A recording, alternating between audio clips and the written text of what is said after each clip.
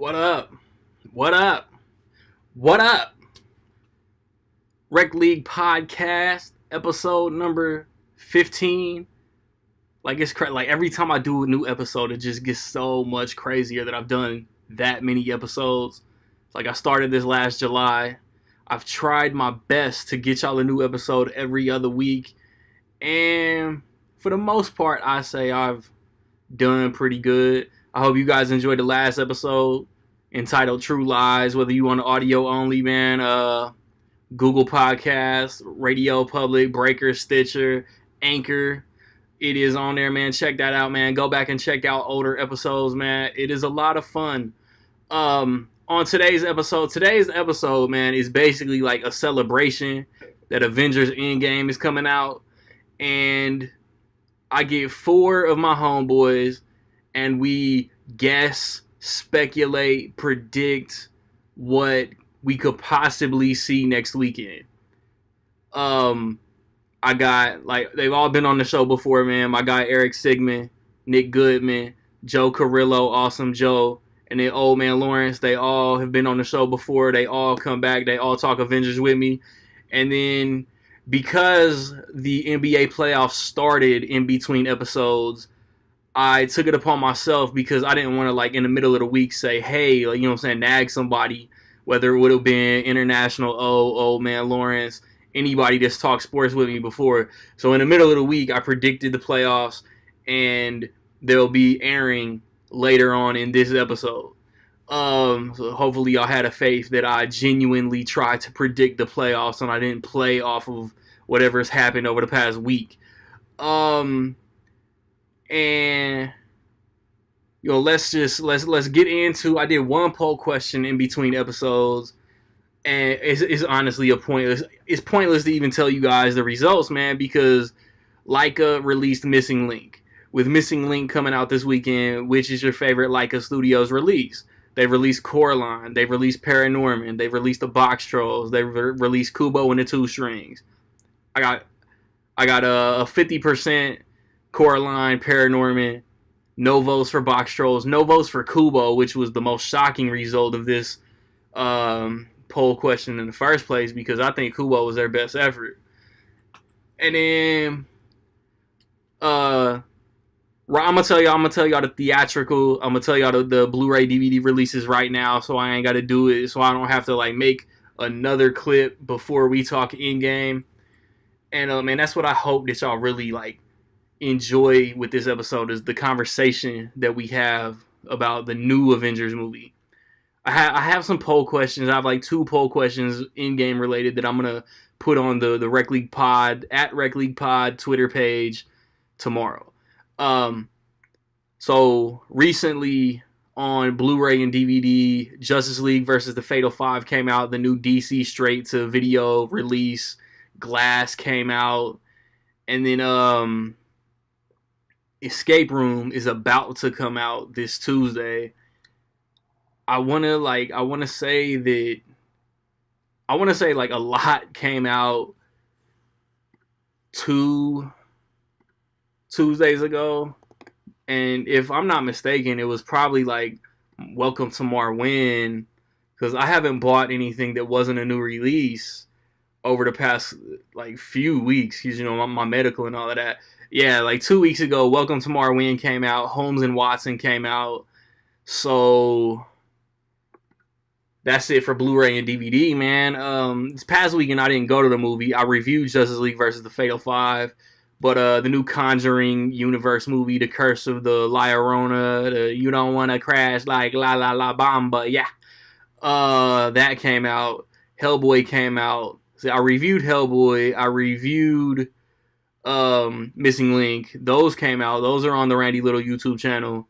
Then next weekend, Avengers Endgame comes out. Like my most anticipated movie of the 365 days contained within 2019. I could not be more excited for this movie. So when I come back, it's going to be me.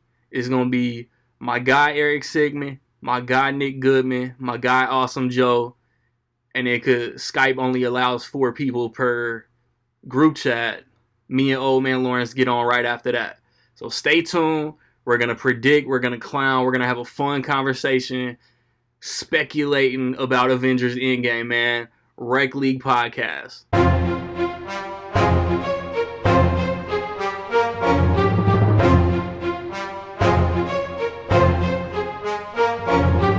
Okay, man. Now, as promised, man, we gonna do these predictions for this little independent movie coming out this weekend. It's called Avengers Endgame. It's pretty under the radar. I'm not sure if anybody's heard about it, but I just want to have like a fun, real like cool, dope conversation. We're gonna go into like predictions, expectations, what might happen, what we think might happen, some absurdities that we've heard could happen over the past year. Like I'm gonna just throw one out there off jump. Like Goodman saw me on Twitter a few weeks ago, man. That someone said that Doctor Strange gave Thanos a fake time stone. Most ridiculous thing I've ever heard. Like he literally used it minutes after he got it. So like everybody on the panel been on the show before, man. My guy Awesome Joe, my guy Eric Sigmund, my bad, and the one and only Nick Goodman. So the first I got some pre jotted down questions. This one's easy, man. Sigmund, man. Whatever you think there'll be time travel? Speaking on the theory about the fake time stone, I don't. Never heard. You didn't hear that one? Doesn't make any sense, really. And will there be saying. Time travel?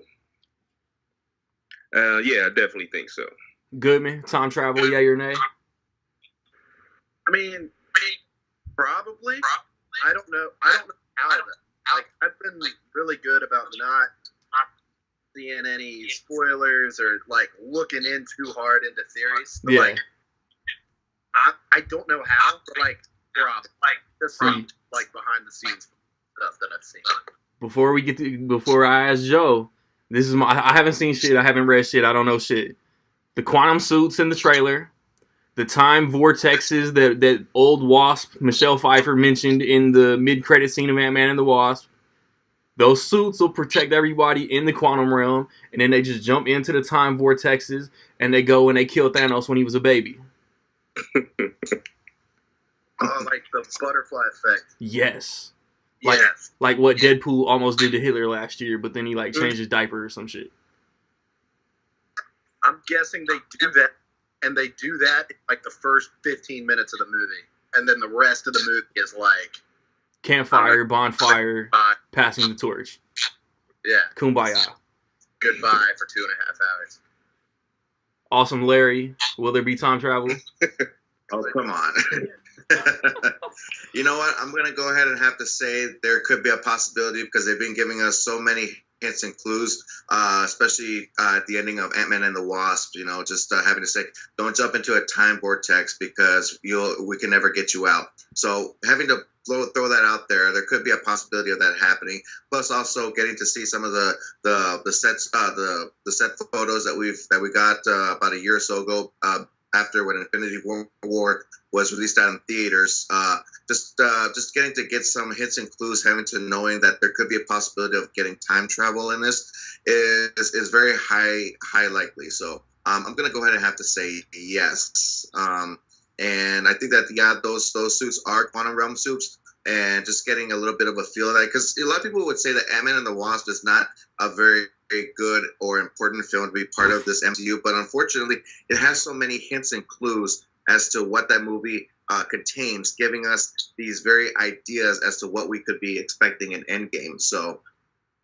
you know, many people don't understand that Ant-Man and the Wasp is a movie that does calm things down, giving the universe a lighter tone, but also giving us so many Easter eggs throughout the whole entire movie, providing us these very amazing ideas as to what we are to expect in the Endgame movie. So very, very highly likely, I'd have to say that yes, the suits are quantum realm suits, based off of what we are expecting as to what Hank Pym was wearing to go into the quantum realm to rescue his wife.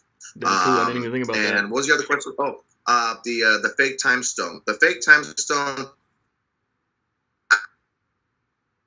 before, but there could be a possibility because Thanos did project that over to Doctor Strange, telling him, this isn't your greatest trick using a fake. And probably later on, Doctor Strange was like, well, you know what? You're wrong because it was a fake, the one I gave you. So that could be a possibility. Anything that we theorize could be a possibility as to what we are going to be seeing in this movie. Less than a week away. Was it 6 days away? So Friday for me. It's gonna be really interesting what we're gonna get to see. I mean, it's gonna be such an exciting experience, and I mean, I just can't wait. I'm highly excited for it. But could Thanos use a fake time stone though? Yeah, that's what I'm saying. Yeah, like if I can turn back time, you know what I mean? That's that was exactly what happened in the movie. Exactly like that. Yeah, am I the only one that heard the song? Maybe that's what Doctor Strange wants Thanos to think. Because how did it happen? But remember, he looked in the future 14,605 times, so he's very well aware that he's going to be using that time stone at a certain moment, at any moment that he's going to be using it in the future. So that's what I'm trying to point out. Honestly, anything's possible. I would not be shocked to see anything in this movie. And that's what's dope. Like, that's what's dope about doing this right now. This is all fun, but it's like everybody comes out and says nobody's predicted anything that's going to happen in this movie. And then we're going to sit and watch the movie and be like, oh, yeah, I saw somebody say that, and it's going to be cool. And then we're going to start with Goodman on this one. Who stays dead? Like, after everybody's saved. We know that most of these guys are coming back. Everybody, most of them are coming back, but who doesn't come back? I'm like, first off, like, if everybody comes back, like Doctor Strange looked forward in time, and, like, there's beef between Doctor Strange and Vision, like, for sure. He's like, you knew he was going to use that to kill me, like, twice. Your bitch ass gave it to him anyway. Like, other than that, like, I don't know. Like, I feel like putting my, like, thoughts out there is, like, going to open up, like, if somebody's be like, well, actually, this is what they're actually. But, like, I feel like, if you didn't get a poster, you're probably, like, Heimdall, like, he's probably not coming back. No. Like, you didn't get a poster, and, like, pretty much, it's like Loki, he didn't get snapped. He got choked. So I'm like, and, like, Gamora got thrown off the cliff. So I'm like, does that count? Like, whatever they do, if they're undoing it, for sure, like, we don't even know for sure that they're gonna undo everything. I mean, we do, but we don't. But, does that count? Like, whatever they do is gonna have to, like, undo not just the effects of the snap, but, like, they're gonna have to mess with, like, time as a whole. So, I'm thinking, I'm like one of the few people that thinks, like everybody's gonna come back and, like, no one is gonna die. Like, everybody's like, I think this person is gonna sacrifice this, and I'm like, why though? Like, probably not. Like, it might be just moving. There's other ways to move on. So I'm thinking, like, right now in my head, I'm like, everybody's coming back, and then it's gonna be like the biggest fight scene in the history of cinema. That's what I want. I hope. And it's like, you got Wong and, like, Happy Hogan, like, Pepper, like, they're still alive to, like, join the fight. So, like, it's game over for things. Happy Hogan and obese Jon Favreau is my most anticipated character in this movie. He's gonna be running with a suitcase. He's getting posters. He's getting all this advertisement. Like, it is game over. He's got a Twitter emoji. Him and Wong double team, and it is they are going to win the Infinity War for everybody. Joseph, same question. What was the question? Nick, you went too long. I got a lot of thoughts, and this is like a therapy session. Who doesn't come back from the snap? Like, say who doesn't come back? Like, say Iron Man or whoever, Captain Marvel, Ant-Man, whoever finds a way to reverse everything in Infinity War, who doesn't come back? Okay, well, I could go ahead and I have some theories based off of that, which I'll go very rapidly on. Well, I was gonna point out before that I know that everybody said that they had their own, little Marvel thing popping up there. Well, I don't like to show off, but I mean, Oh no, What is I that? can snap my fingers at any minute. So I mean, Is that an anything oven can mitt? happen. nobody disagrees with anything he says. No. Well, let's see. To be honest with you, they continue to point us in the same direction, making us to speculate as to whether or not these characters that were dusted are going to come back.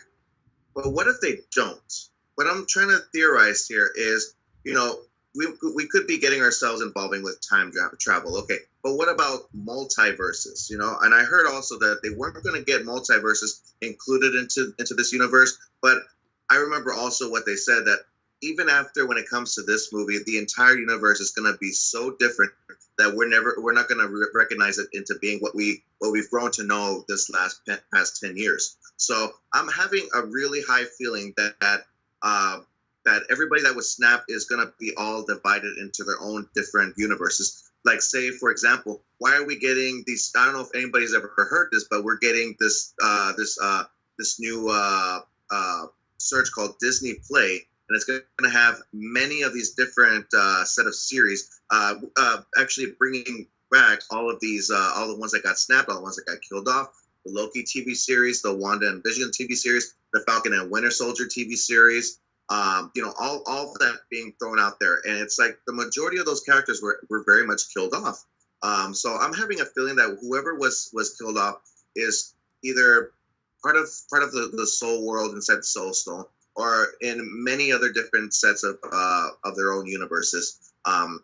In which cases, of course, as everybody has witnessed the trailer to Spider-Man: Far From Home, they say that this movie takes immediately right after Endgame. So, but yet nobody is, throwing out any, any comments, anything that's, related towards that film. So I'm having a feeling that everybody that got snapped is thrown into another universe, and they're living their own universes. Everything is divided. So that's what I'm having a feeling towards, is that, they want us to think that they're going to be bringing everybody back, but instead it's going to go the other way around and go in many other different directions. So that's one of my theories. They dropped the trailer for Spider-Man? Of course. No, I'm just playing. I saw it.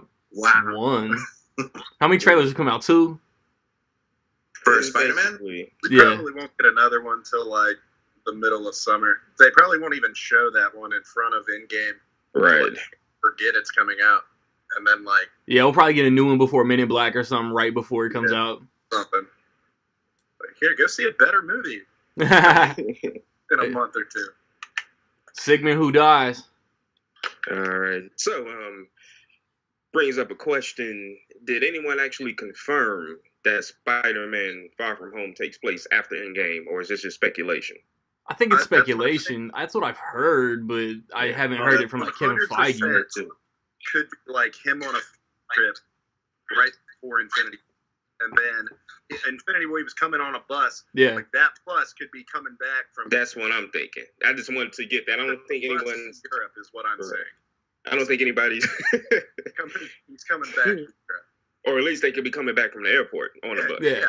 So, because if you look at that Far From Home trailer, they show a plane ticket or a passport, and if you pause it, the date is CG'd out. It's just blank.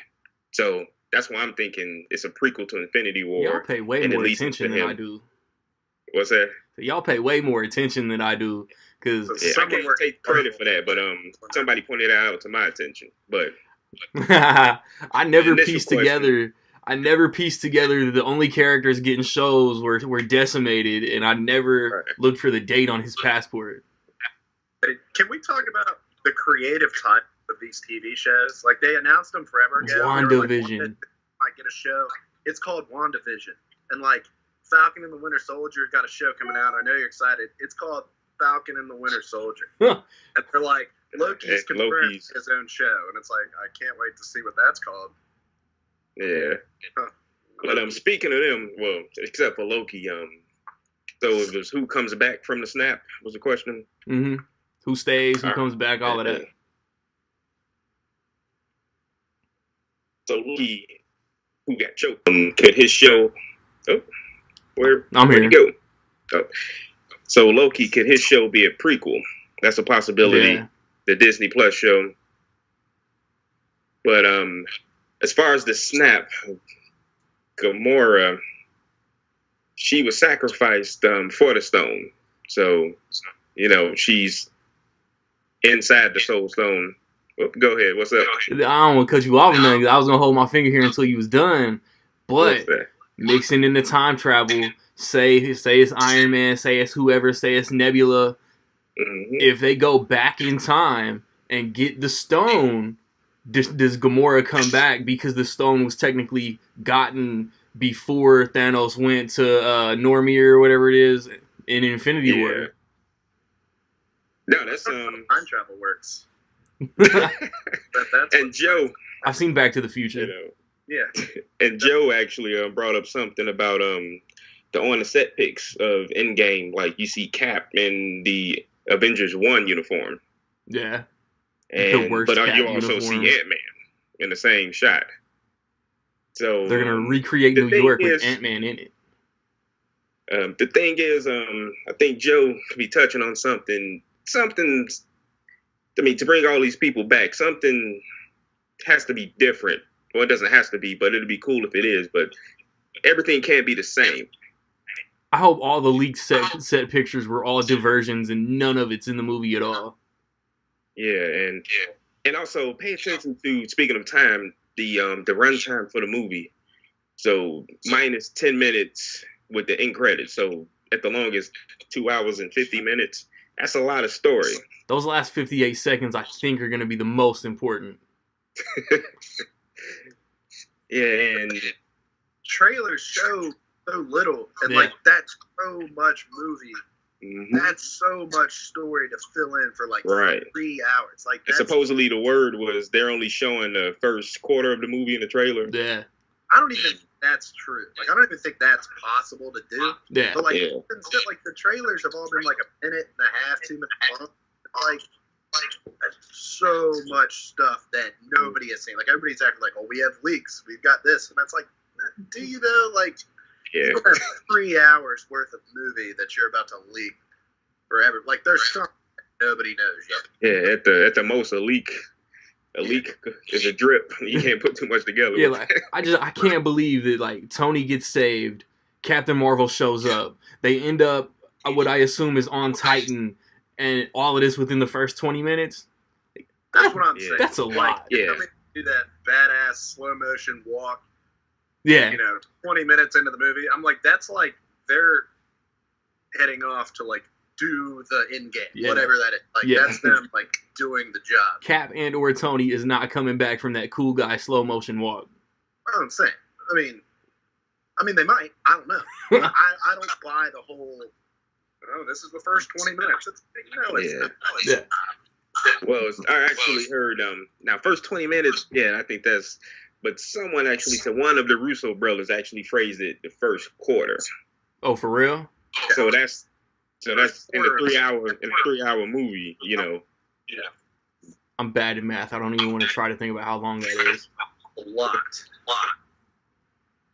Yeah, but so that's another 3/4 of the film that we haven't even watched yet. So I mean, there's still a lot more that we haven't even gotten to watch. And plus the fact too, they're very good at having to teasing us as to whether or not this footage is real or not. Mm-hmm. So probably the whole entire thing is fake. I mean, we don't know because they've given us so many different fake things in the Infinity War marketing, and some of it was actually the most exciting stuff that we wanted to go and see. Famous hero shot. Yep. Yeah. But maybe they were said also that maybe that like you said that you phrased that the hero shot could probably actually even be a scene in Endgame just brought into the marketing of Infinity War. So, and they have done things like that before, I know that they've done that with, like with the back-to-back films, like part 1s, part 2s, things like that. So they've done things like that before. So there could be a possibility of that happening as well. The most part that I'm really looking forward to, and I hope they do have it part of this movie, is because I know that they said in interviews that it's going to be a very exciting moment when we do get to see all these 62 main characters all together in this one room together, out of all these different Marvel films from the last 10 years in this one room, in this one sequence. And it's going to blow my mind when I hear either Captain America or whoever going to say, Avengers Assemble, you know? They've been hinting that at us so many times. Well, not so many times, but it was only that one time ending of Ultron. Yeah. But it's going to be such a fascinating moment. Just getting to hearing that just for the first time on the big screen cinematically, it's gonna be awesome. So that's one of my most favorable, exciting, anticipated moments that I'm looking forward to watching this movie. That's what I was gonna say to my boy. I think Happy Hogan is gonna say Avengers Assemble. I think so. Well, that's sick. Yeah, I'm excited nonetheless. My boy has this whole like elaborate, thought out like first 20 minutes, and that's what he was saying too. Like that big money shot that they showed in the Infinity War trailers with Hulk and everybody like running through Wakanda. That we could see that in Endgame. Like they might have used some in-game footage for Infinity War to tease us and throw us off. That would be really cool. It's like they filmed that scene specifically for it to not be in the movie. Like, Hulk wasn't even there. Yeah. So that's what's like, and like, even like Civil War, like they showed all those shots of like, you know, us versus them. And it was like all the team, like Spider-Man wasn't even in the trailers. Neither was like the giant man. Like, I was like, none of that was in any of the marketing for Civil War. So like, right. they've doctored up this footage beautifully. Like, there's going to be so much stuff. There's speculation that Iron Man's not even in the cool guy slow motion walk. Probably not. I think the slow motion walk could have more people in it. Oh yeah. Like they've just cut out Pepper. Like, Drax could be in it for all we know because he's invisible. So like This he is could true. be in the trailer. We don't even know. So All right, next, Joe. We're gonna start with you this time. What's that? Who saves Tony and Nebula? Actually, as a matter of fact, I was going to bring this up right now because No, I asked I've it been first, having you to couldn't. theorize as well. Speaking of fake footage, I'm really having a feeling that, and I could be wrong about this, but there's got to be a very in particular reason why we have both Tony Stark and Nebula put together, you know, because they both have a very, out of all the Avengers, those are the only two that I feel have much more of a similar connection to Thanos. Because, I mean, yes, Thanos has been part of Tony Stark's mind for the last 6-7 years, you know, having to build up for the next attack, you know, and having to develop Ultron, this and that, so on and so forth. And then with Nebula, you know, all of her experiences with her dad torturing her, you know, replacing her parts, making her a much more better, much more sophisticated warrior. But unfortunately, you know, she's gone through all this torture, so she wants revenge. She wants to kill him. So these two are in that desperate journey to going and seeking Thanos and to destroy him. So I'm having a feeling that when I say fake footage, I think that everything that we see with Tony Stark and Nebula, that they both are going to be that all that is CGI'd. I think all that is CGI'd. I don't think that they're in the same room with Captain America just yet, or, you know, with all the other Avengers.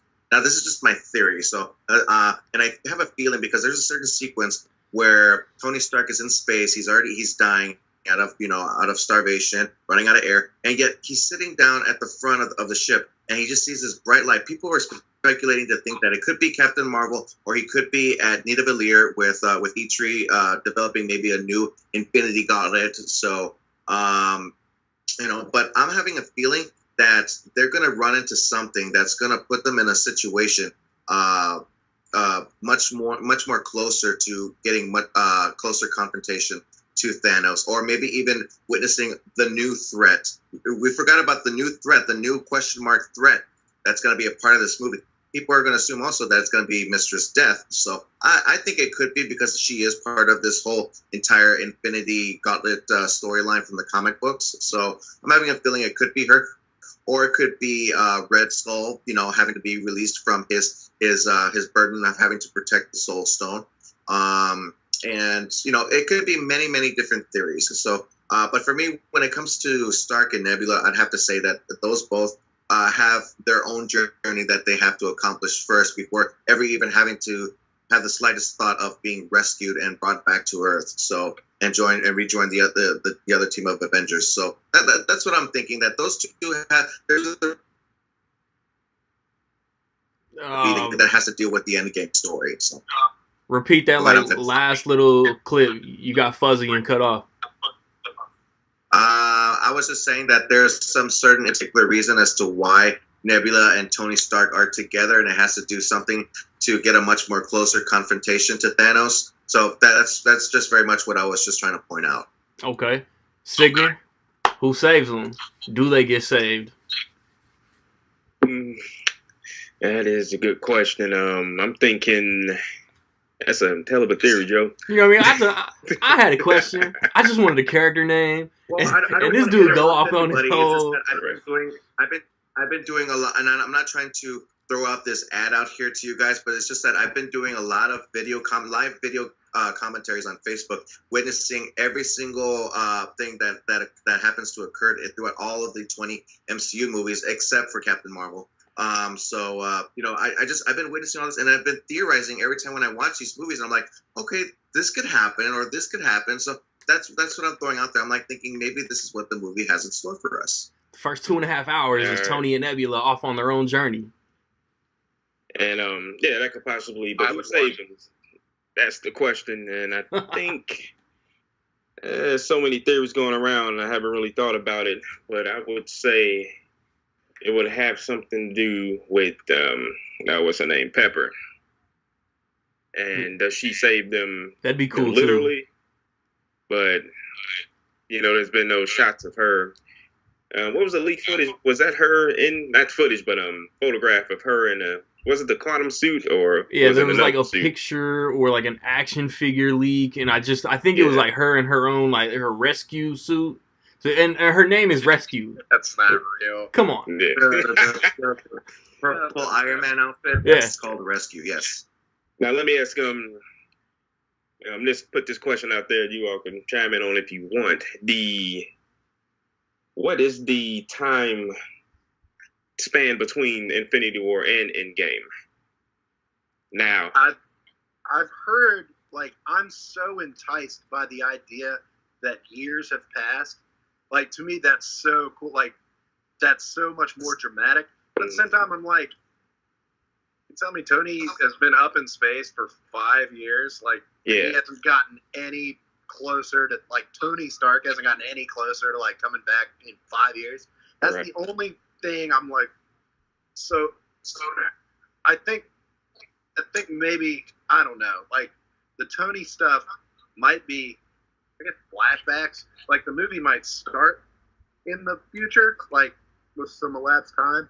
And I think maybe, like, 2/3 of the way through or something like that, we might see, like, oh, meanwhile, in space. Right. That might happen. But anyway. Yeah, that's what I think. I think it's going to start, and we're going to get, like, maybe... See, that's what I was saying. My boy had his own theory, and I've there might be some version of what he's saying that actually plays that, like, it starts immediately after. Somebody rescues Tony, Nebula, blah, blah, blah. The remaining Avengers go back for a battle. They're just, like, adrenaline-filled, and we got to do something. And they find a way to get back. Thanos beats their ass again, and then we get this time jump of, planning, maybe getting, maybe finding their own gauntlet, maybe time travel, going back, get their own stones, and then they get the stones to go back and fight Thanos again, and maybe I'm completely wrong. Let me ask you, who has everyone seen Captain Marvel? Yeah. Yes. All right, so the mid-credit sequence, it's supposedly a clip from Endgame, right?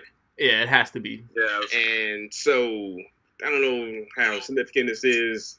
I think it might build up to a dramatic moment where Cap looks in the mirror and say, let me take care of this. But in that clip, Captain America has a beard. Yep, I was just about to say. He has a beard, and then in other clips... Every other clip, yeah, he's clean shaved. Unless he's looking in that mirror about to shave. You're right. It's time for this to go.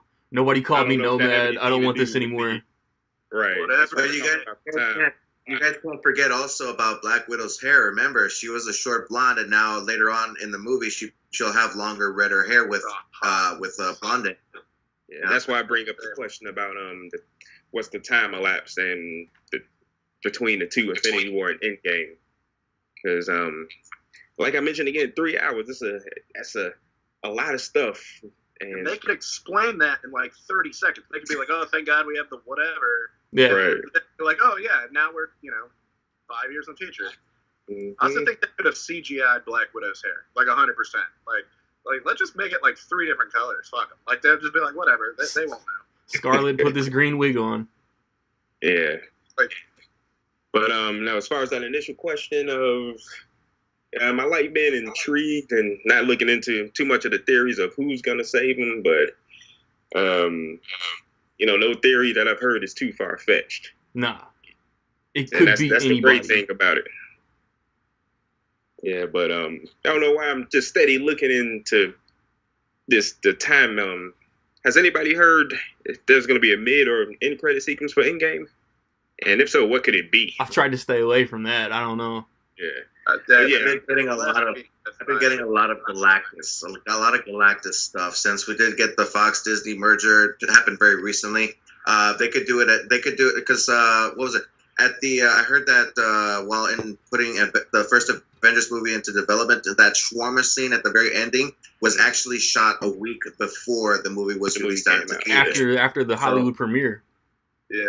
I have a fun fact about that. So it could be a possibility, but also as well, the MCU has contained a certain amount of characters that we haven't even been introduced to yet. Like, say, for example, when we first started the MCU, we didn't get Black Panther, we didn't get Doctor Strange until years later, but they had ownership to those characters. So that's what they're going to be doing, possibly with the same thing when it comes to involvement with the X-Men, the Fantastic Four, Deadpool, so on and so forth. They're going to be bringing those characters that were involved with Fox later on, because Kevin Feige stated as well that they have about 5-6 years of story development set for many much more MCU films. So I have a feeling that if they're going to be having to introduce Galactus into the end credit scene, it would be a very huge, fascinating moment getting to witness that, and just having to witness his character being introduced after 5 or 6 years later on. So that would be a really great, fascinating end credit scene. I hope it's just Deadpool just walks out and, ha! You guys thought there was going to be something important. Go home. I 100% think that could happen. I'm not saying it will, or because I don't know anything about it, but when he says, "No, we have 5 years and we have to dot some T's and cross some I's," and it's like bullshit. That's diversion. You bought Fox for billions of dollars. I don't think that's true at all. When they're like, we've got all this story that we need to tell before that's why they bought Fox. Yeah. They want to put whatever they don't have in it. Galactus, like he said, that's bigger than Thanos. Tentatively, that's the next phase. It's got to be at some point. So I don't think it's too out of the realm of possibility that they could start right now. What's gonna happen? If they put Deadpool in the mid credits, is somebody gonna be like, "Well, no, you can't do that." It's yeah, we can. Yeah, they can do whatever they want. Right. We're Disney. That's I don't know if it's for sure gonna happen, but I don't think it's out of the realm of possibility. I don't expect to see any Fox bought, any Fox acquired characters until after Comic-Con. Until they announce Phase 4. I think the way that they've been, teasing the end of 22 movies, the Infinity Saga. Yeah. This might just be the one that works best with no mid-post credit scene. There you go. Yeah, because it'll be the end of the saga. Yeah. Even though announced yesterday, Spider-Man ends Phase 3. That's what I was also going to be thinking too, is that besides having to have the Galactus end credit scene, I think that there probably won't even be an end credit scene to this movie, having it being the final film related to what Randy said, the Infinity Saga set of films, and having to introduce what's to come into the future. I think would be within the Spider-Man Far From Home film, and having to have the Phase 4 announcement. They don't even know if they're going to be calling this the Phase 4. I mean, all that was actually very much fan-made. It was actually brought into into the universe to saying, hey, you know what, we like it. Let's go ahead and call this the Phase 1, Phase 2, and Phase 3. So fan-made, and that was an addition to the MCU. So I'm really having a feeling that there won't be an end credit scene besides having to maybe being Galactus. But I actually like what Randy said earlier. Is maybe Deadpool coming in and saying, hey, you know what, we're part of MCU now, so you better get ready, you mother blah blah blah. And then Captain America's like, didn't I just tell you? Good, watch yourself. Be careful because you're with us now. And he's like, and Deadpool's like, who are you talking about? Things like that. That would be fun. That would be really an awesome scene. All right, last question. Did everybody go? Go for it. Oh yeah. Good, man. Who do we get your who saves Tony and Nebula? No, I'm just here. But just real quick, I'll try to do it real quick. What Joe said about Nebula and Tony, I also agree very heavily. Like, except for maybe Gamora, like Nebula knows the most about Thanos personally. So like having them together, I think is gonna just be really good stuff. Like it's gonna create like a lot of good like character development. So whereas like if he was up there with like Star-Lord, it would just be like a comedy bit, like the whole time. Gamora's And now dead. back to the spaceship, and like so I'm looking forward to that. Just like from a dramatic standpoint. I seem to be the one who thinks that like they might just save themselves. Like he might like be sitting there making his video and like, holy shit, I got it, and like he'll do something. Like I just don't see it as that big of a predicament. Like she is from outer space. He's Iron Man. I'm like, they're stuck on a spaceship. Like he could do something. I'm like, they've done weirder things in the movies. Like I mean, like the whole like he went up into a wormhole and threw the like nuke up there. And, like he can do that, but like he can't get this working spaceship to like land somewhere. So like I seem to be like the minority who thinks like it might be like a red herring or something. Like we're looking at who's gonna save them. Just digging too much into it. About Earth as fast as possible. And there's actually footage. There's actually footage to support your theory. There's a clip of Tony and Nebula working on something, like sawing or doing something. I'm sure you've seen it. Yeah. It's gonna be like a quick, like, oh well, we better get this thing moving, and then so maybe they're like, I don't know. The only thing is like we're out of. But it's like, just find some food. I don't know. You thought about that. I think like most of us thought about how does Ant-Man get out of the quantum realm. I think Ant-Man gets out of the quantum realm as simple as how he did in the first Ant-Man movie. Like they showed it in the trailer, so it's not going to be a big deal. He's just going to use one of his big growth discs and get out on his own, and we probably won't even see it. I also think like they show it in the like if none of it is doctored, like if Tony Stark is back down on Earth with everyone else, it might just be like a quick fix, just like Ant-Man. Like he's clearly out walking the streets. Like I think they're going to focus less on that than we're thinking. I think we've invested so much thought. Like, oh my God, what are they going to do? Like he's stuck up there on Titan. He's not on Titan anymore. He got that busted ship to work. So like That's they can do that because they landed that like shit. If I haven't watched Infinity War, I'm watching it tomorrow. Part of my road to Instagram. But like they like crash landed that thing and like they're in it, like it's working. So I think that's my thing. Is like I think they're gonna get through it real quick because. Like you said, Captain Marvel mid credits, she's down there with them. She's like, "Where's Fury?" Like unless she's gonna be there and then go back up, which seems counterproductive. All extra unnecessarily tough. Where's Fury? Where's Fury? Oh no. she's not like, where's Tony? She just said, where's Tony? My thing would have been out the underlip.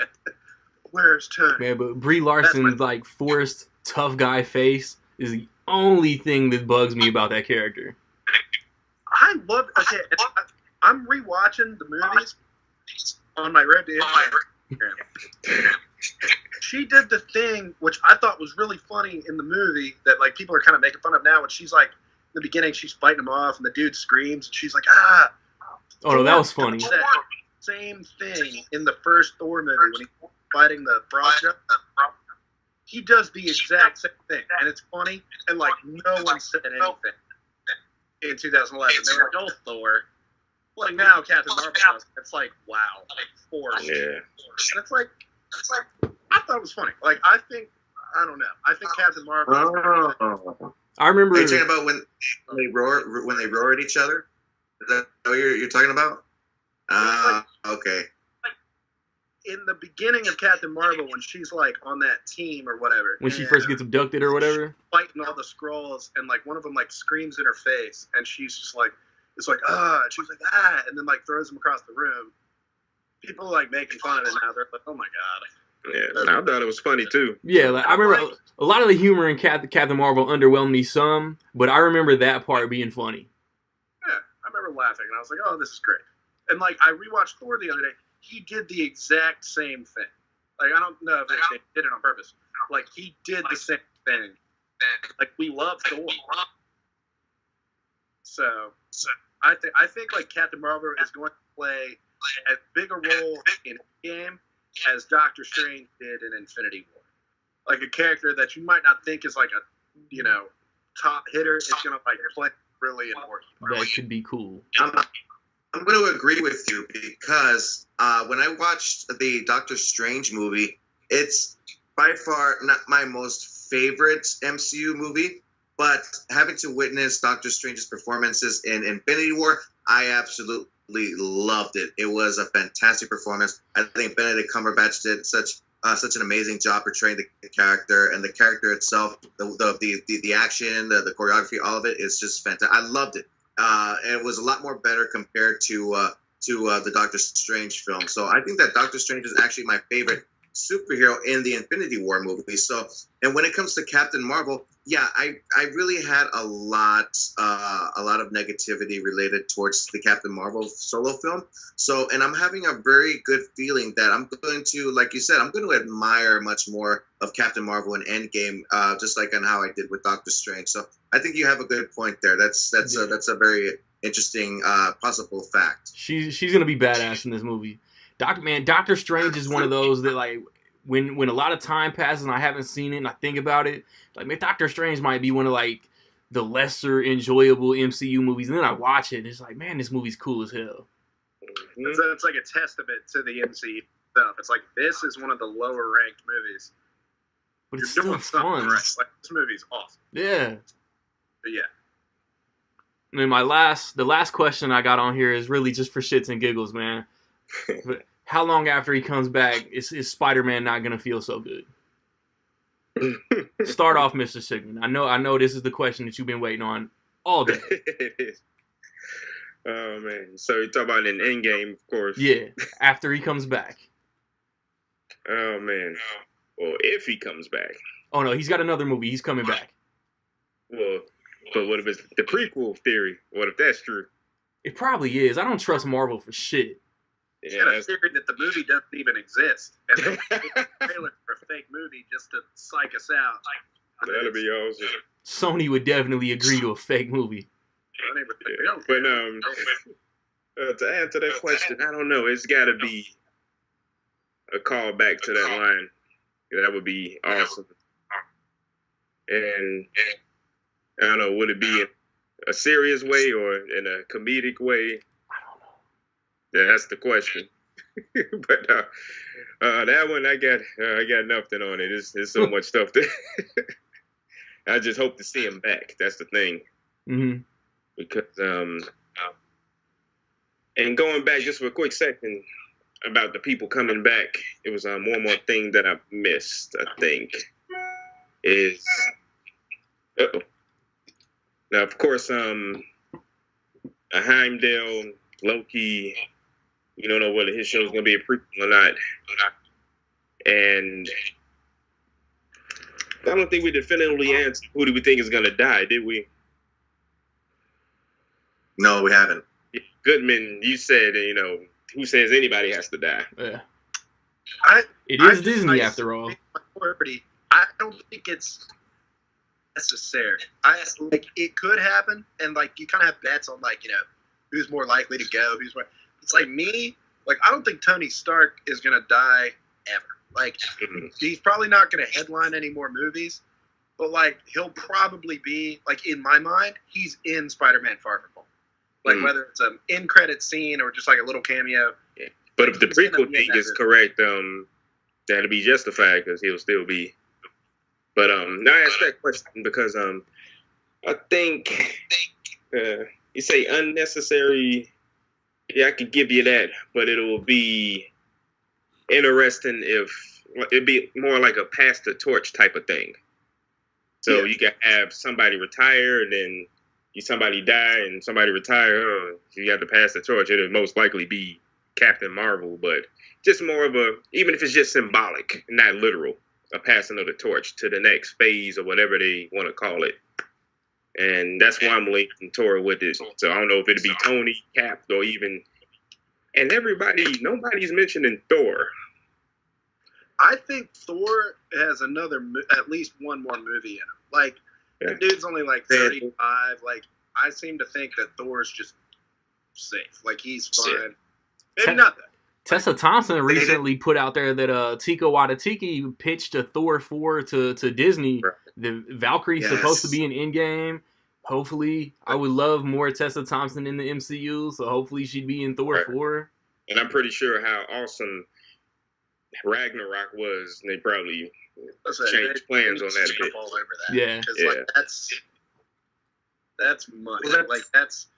We don't necessarily need an Iron Man 4 or I don't see Cap doing another headline movie, but Thor could do at least one more. There's something you can do with him, all those characters from his this. And also another thing that will make, I think, if say Tony dies in a movie, that make it, I don't know, quote unquote, for lack of a better term, poetic, is he died doing what he wanted to do, was just protect the Earth. Because that's what you mentioned, the 6-7 years of him having Thanos in his head, and that was the whole build-up. And the reason in Infinity War he wanted to take the fight to him, and all these are just theories, and like I said, it could be symbolic or it could be literal passing of the torch. So that's why I think somebody important could and might die. Now I'm gonna say this. I'm gonna say this real quick. I don't mean to interrupt anybody, but it's just it's something that I'm theorizing with real quick. Is that we got these original 6 superheroes, right? All that we know, right? Okay, we know that there's going to be a Hawkeye TV show. I forgot to mention that earlier. There's a Hawkeye TV show. Okay, so that one's gone. We know where he's going to. Black Widow, she's getting her own solo flick, so that's gonna be part of the Phase 4 movie. So she's gone. Tony Stark, I'm going to say, like I said, I'm going to agree that I don't think nobody's going to die. They're just going to move on and retire. So, and I think that, Tony Stark, he's going to retire, and he's going to marry Pepper Potts because they've been bringing up that whole wedding thing going to happen. I think it's going to happen. And they're going to have a kid and all that stuff. So, and then Captain America, he is, I have a feeling if time travel is going to be involved with this movie, he's going to be his end game is going to be, he's going to end up going back to his own time and living out his life. Yeah, he's going to be with Peggy Carter. Because remember, Peggy Carter in that Captain America museum, she was stating, something about her husband. This is that. We never even got to see who her husband is. We don't know who her kids are or whatnot. So I'm having a feeling that Captain America is frozen through time, but yet Captain America from the future comes back in time, he's with Peggy Carter throughout those years until all the way to modern time. So that's what I'm theorizing on that. And then of course the last two, Hulk and Thor. Okay, these two worked very well together in Thor Ragnarok. Now I have a feeling as to where possibly Thor 4 is going to lead us towards, which is that little sequence that they popped up online about this whole at the beginning of the movie where all the Avengers interact with each other, talking about their plan against Thanos and collecting the Infinity Stones and reverse the snap. Okay, War Machine asked Captain Marvel, we're all about the superhero thing, but where have you been these last couple of years and so on and so forth. And she's like, there's other worlds out there that don't have you guys, so that's what I've been doing. I've been saving those worlds. And of course Thor approaches her and says, hey, I like this one, meaning that there could be a possibility that Thor and Hulk are going to join Captain Marvel, going onto the other side of the universe, saving those planets that are in need of saving, developing their own set of Avengers team on that side of the world, probably having what's his name, Beta Ray Bill, that other Thor lookalike with the goat one. Don't tease coolness. Beta Ray Bill? What's that? Don't tease coolness. What? It could possibly happen, but that's what I'm throwing out there. That's what I'm theorizing about as to how everything's going to end up after when this movie is set in stone. So it could happen for the future of the MCU. This man is like Doctor Strange. He's like looking way into the future. Yeah. He's looking way. Yes, I've seen Endgame 14,605 times. Yes. And those aren't too far-fetched. Not far-fetched at all. If you think about it, like the possibilities are unlimited, especially with the Fox acquisition. Just give me Silver Surfer. And one more thing that I wanted to go ahead and throw out here. A lot of people are going to hate me for this, but I really do have a feeling that it might happen, is because in Infinity War, while Doctor Strange is going through time, witnessing the future 14 million times and having to come back, I'm having a feeling from that moment on, through the entire rest of Infinity War to the entire rest of Endgame, I have a feeling all of that is just a vision. All of it is just they're going to do Twilight on this thing. I'm having a feeling. Are you? We're going to see, yeah, right. I'm not the only one here. So that's what I'm thinking. As soon as, you have that final battle against Thanos or whoever they're going to be fighting against, all of them die. And then all of a sudden, it all just snaps right all the way back to Doctor Strange, coming back from his revisioning and saying, hey, you know what? Now I know what we got to do. So this, and that, and then they end the whole thing within 5 minutes. And so it's like, okay, it's over. We're done. That's going to piss off a lot of people, but I'm having a theory as to that's what's going to happen, because it was mind-blowing. I mean, I've seen the Twilight Breaking Dawn Part 2 movie, the final fight and all that. It was a phenomenal sequence. I was with all this big audiences that had a big, spectacular blast about this character getting killed off, that character getting killed off. And then in the end, it was just a surprise. The whole thing was just a vision. It's like, what? No, So I gotta watch the Twilight movies before Endgame. I've watched them like 47 times. I will actually agree that like that Twilight sequence, it's like they just meet in a field and like start ripping each other's heads off. Like if you haven't seen it, like it's awesome. Like there's werewolves and they're eating people's heads. But yeah, and it just turns out it's like, oh, let's not do that. I was like, wait, really? So I think if that happens, then you're gonna have walkouts. Yeah. Like, well, to hell with this. There's like Right. 2 hours and 45 minutes left of the match. 10 years, Like, 22 movies. Yeah. Marvel's not getting my money anymore. well, to hell with this. But I don't know, like, there has to be a reason that Doctor Strange just gave up the time stone. Like, to me, it all comes down to that. Like, he saw whatever he saw and did it anyway. Like, he doesn't even like Tony Stark that much. Like, it's like his job to hold on to that at whatever cost. He wouldn't just, like, I have to think in my simpleton head that, like, he wouldn't just give it up. Oh, what the? Because, like, it's like, oh, Tony Stark's dying. Well, damn it. Like, here you go. Like, there has to be a reason. Maybe he just hates Vision and, like, wanted to see him get taken out twice. But, like, that's a reason. Like, there has to be a reason. But you know what, Nick? That's why I keep hanging on strong to if anybody dying, it might be Tony Stark. Now, notice before Doctor Strange does his look into the future, his animosity toward Tony Stark, and notice his demeanor toward Tony after he looked into the future. Yeah. From then on, Tony's and the like key. you said, Old pals. it seems like he's that obviously Tony is important to whatever he saw. Facial hair bros. And Sherlock Holmes bros. Yep. But the guy was better than you. No, so that's what I'm hanging on with. That is why Tony is gonna be the ultimate sacrifice. Why he's important, and why he gave up the time stone so easily. That's just why I'm hanging on that. Tony's I forgot to mention that part. I'm glad you brought that up. I love it's like just everything we're theorizing are just fat maybes. Like we're like maybe like there's nothing like this is probably gonna like. I love that like all four of us have really just no idea. Like, I hope we're all completely way off. Yeah. But like No, what I was gonna say too is that because while they were on their way to Titan, Doctor Strange did specifically tell Tony Stark, if it came to me saving you or Spider-Man or the Time Stone, I would choose the Time Stone. Exactly. And then what do we do? He sacrifices the Time Stone to save Tony because he did see something in one of those future situations that Tony Stark is somebody that is very important. You know, you cannot risk losing Tony Stark's life. He needs to do something that's going to be very important in Endgame. So I'm having a huge feeling that that's what it's related towards. And of course, I'm not the only one to theorize about that. There's been so many people having the same theory as well. You know, just having to witness so many clues and Easter eggs, foreshadowing, so on and so forth. That could be a possibility. That's in addition to the Endgame movie.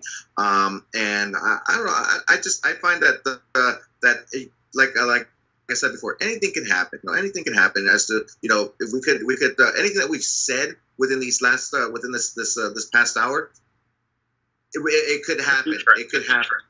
I'm pretty sure at least one theory that out of all four of us, one theory has come up that's going to be in that movie. Something's got to hit. We flirting with an hour. Let me pause right quick. All right. Off camera, off air, we were referencing the Ant-Man Thanos rumors. But I mean, now we can take a little bit of time, man. Like all my like pre-typed out questions are ran through. Nick, we can just start with you. If there's anything you want to throw out there, just open forum, predictions, guesses, expectations, hopes. Just cat past the shield, whatever. I don't like even. It's like in comic books. It's like nothing is out of the realm of possibility. It's like you can create someone in 5 minutes and be like, this is someone we're creating to be the new Captain America. We're going to give him a run, and that's what we're going to do. We've had 11 years of movies. To me, like nobody is, I don't know, worthy. I don't know if that's the word. Like to step up and be, the new Captain. Like Sam, like he's not going to be the new Captain America. He's the Falcon. And I'm like, Bucky, he'd be good. Like, that actor is good, but, like, he killed Iron Man's parents. Like, Captain America wouldn't have done it. So I'm like, maybe there's going to be passing the torch stuff. I think the next phase of Marvel is going to focus heavily on like, Shang-Chi. Even more heavily than we have even heard, like, on new stuff. Like, people that they have not even flirted with getting the movie rights to prior to now. Like, they're already talking about, like, the Eternals and all that stuff. Like, they're going to dig deep and just be like, well, Guardians of the Galaxy worked. Let's just do, whoever. Like, Howard the Duck movie. Why not? We're going to do it again. Like, that's where I wanted to go right quick. Sigmund, you heard about this Eternals casting? I know you watch a lot of Kung Fu stuff. Like, who's this dude that just got cast for Eternals? And I actually hadn't heard that. What was his name? I don't remember. He's an Asian dude. No, I need to look that up. I hadn't heard. I sound so ignorant right now. He's an Asian dude. Yeah. You know him. Yeah. With Angelina Jolie, Kumail Nanjiani, and then this guy. You know him. Like the guy, the dude. He kicked somebody in a movie once. Yeah, no, I have to research that one. Shit. Might be. You've seen him around before, or? Nah, like I never heard of him. You have. Because Who is he? I've been heard watching that Harold and movie, Kumar. The Like, man, Eternals. the racial stereotype jokes are just right on the tip of my tongue from the Harold and Kumar movies. He's Asian. You watch kung fu movies. You know who he is. Who is he? What? You're talking about John Chow? Nah. Are you thinking about dude from Green Hornet? It was a name I didn't recognize either. Like, But man, like Heroic but, Hollywood, Humberto Gonzalez, man, like they hyped him up like he was like the next big star in America after Eternals comes out. So like I'm hyped. You know, it's Marvel. I'm gonna see it anyway. it's like none of us know his name. Yeah. Yeah. He's the next big thing. He's gonna blow up. We're like, nice. If I look it up on the laptop, it'll interfere with my picture. If I look it up on the phone, it'll interfere with my audio. That's if I touch anything, but Yeah. No, I have to definitely talk about that. Yeah, we'll bring it up because Post Endgame. I want to bring all y'all back in 2 weeks to do a spoiler review. So I'll have his name by then.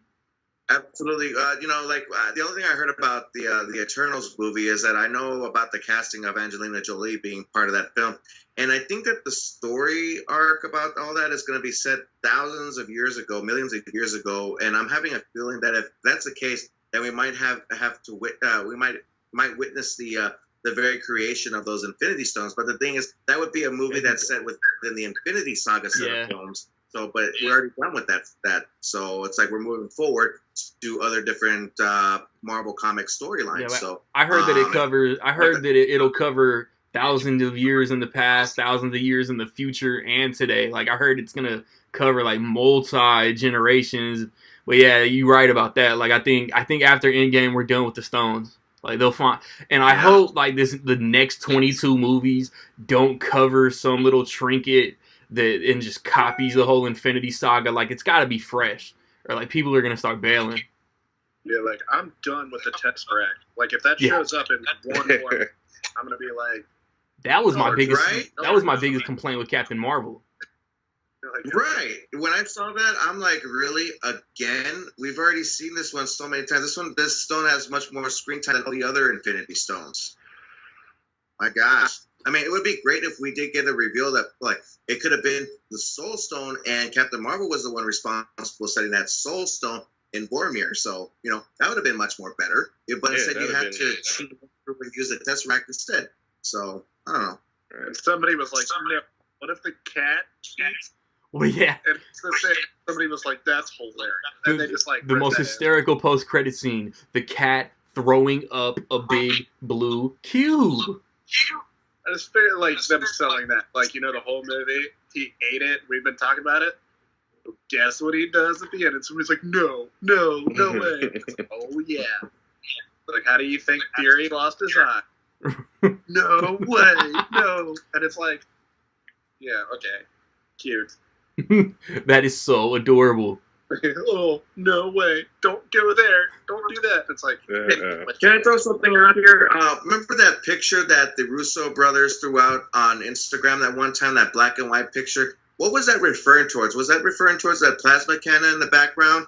Or did we ever get an answer as to what that image was stating towards? I think that was Thanos' ass. Confirmed. The way different things in the picture were positioned, I think it was supposed to spell out Endgame. Yeah, Endgame. It was supposed to spell out Endgame. Yeah. I'm gonna have to go back and look at it again. Yeah. I just remember like Mark Ruffalo like retweeting. He was like, "Why would you show this?" Like he was probably trolling or whatever, but it was hard. Like it made me think. I was like, "Is this actually something, or is it just like it's probably a zoomed in something?"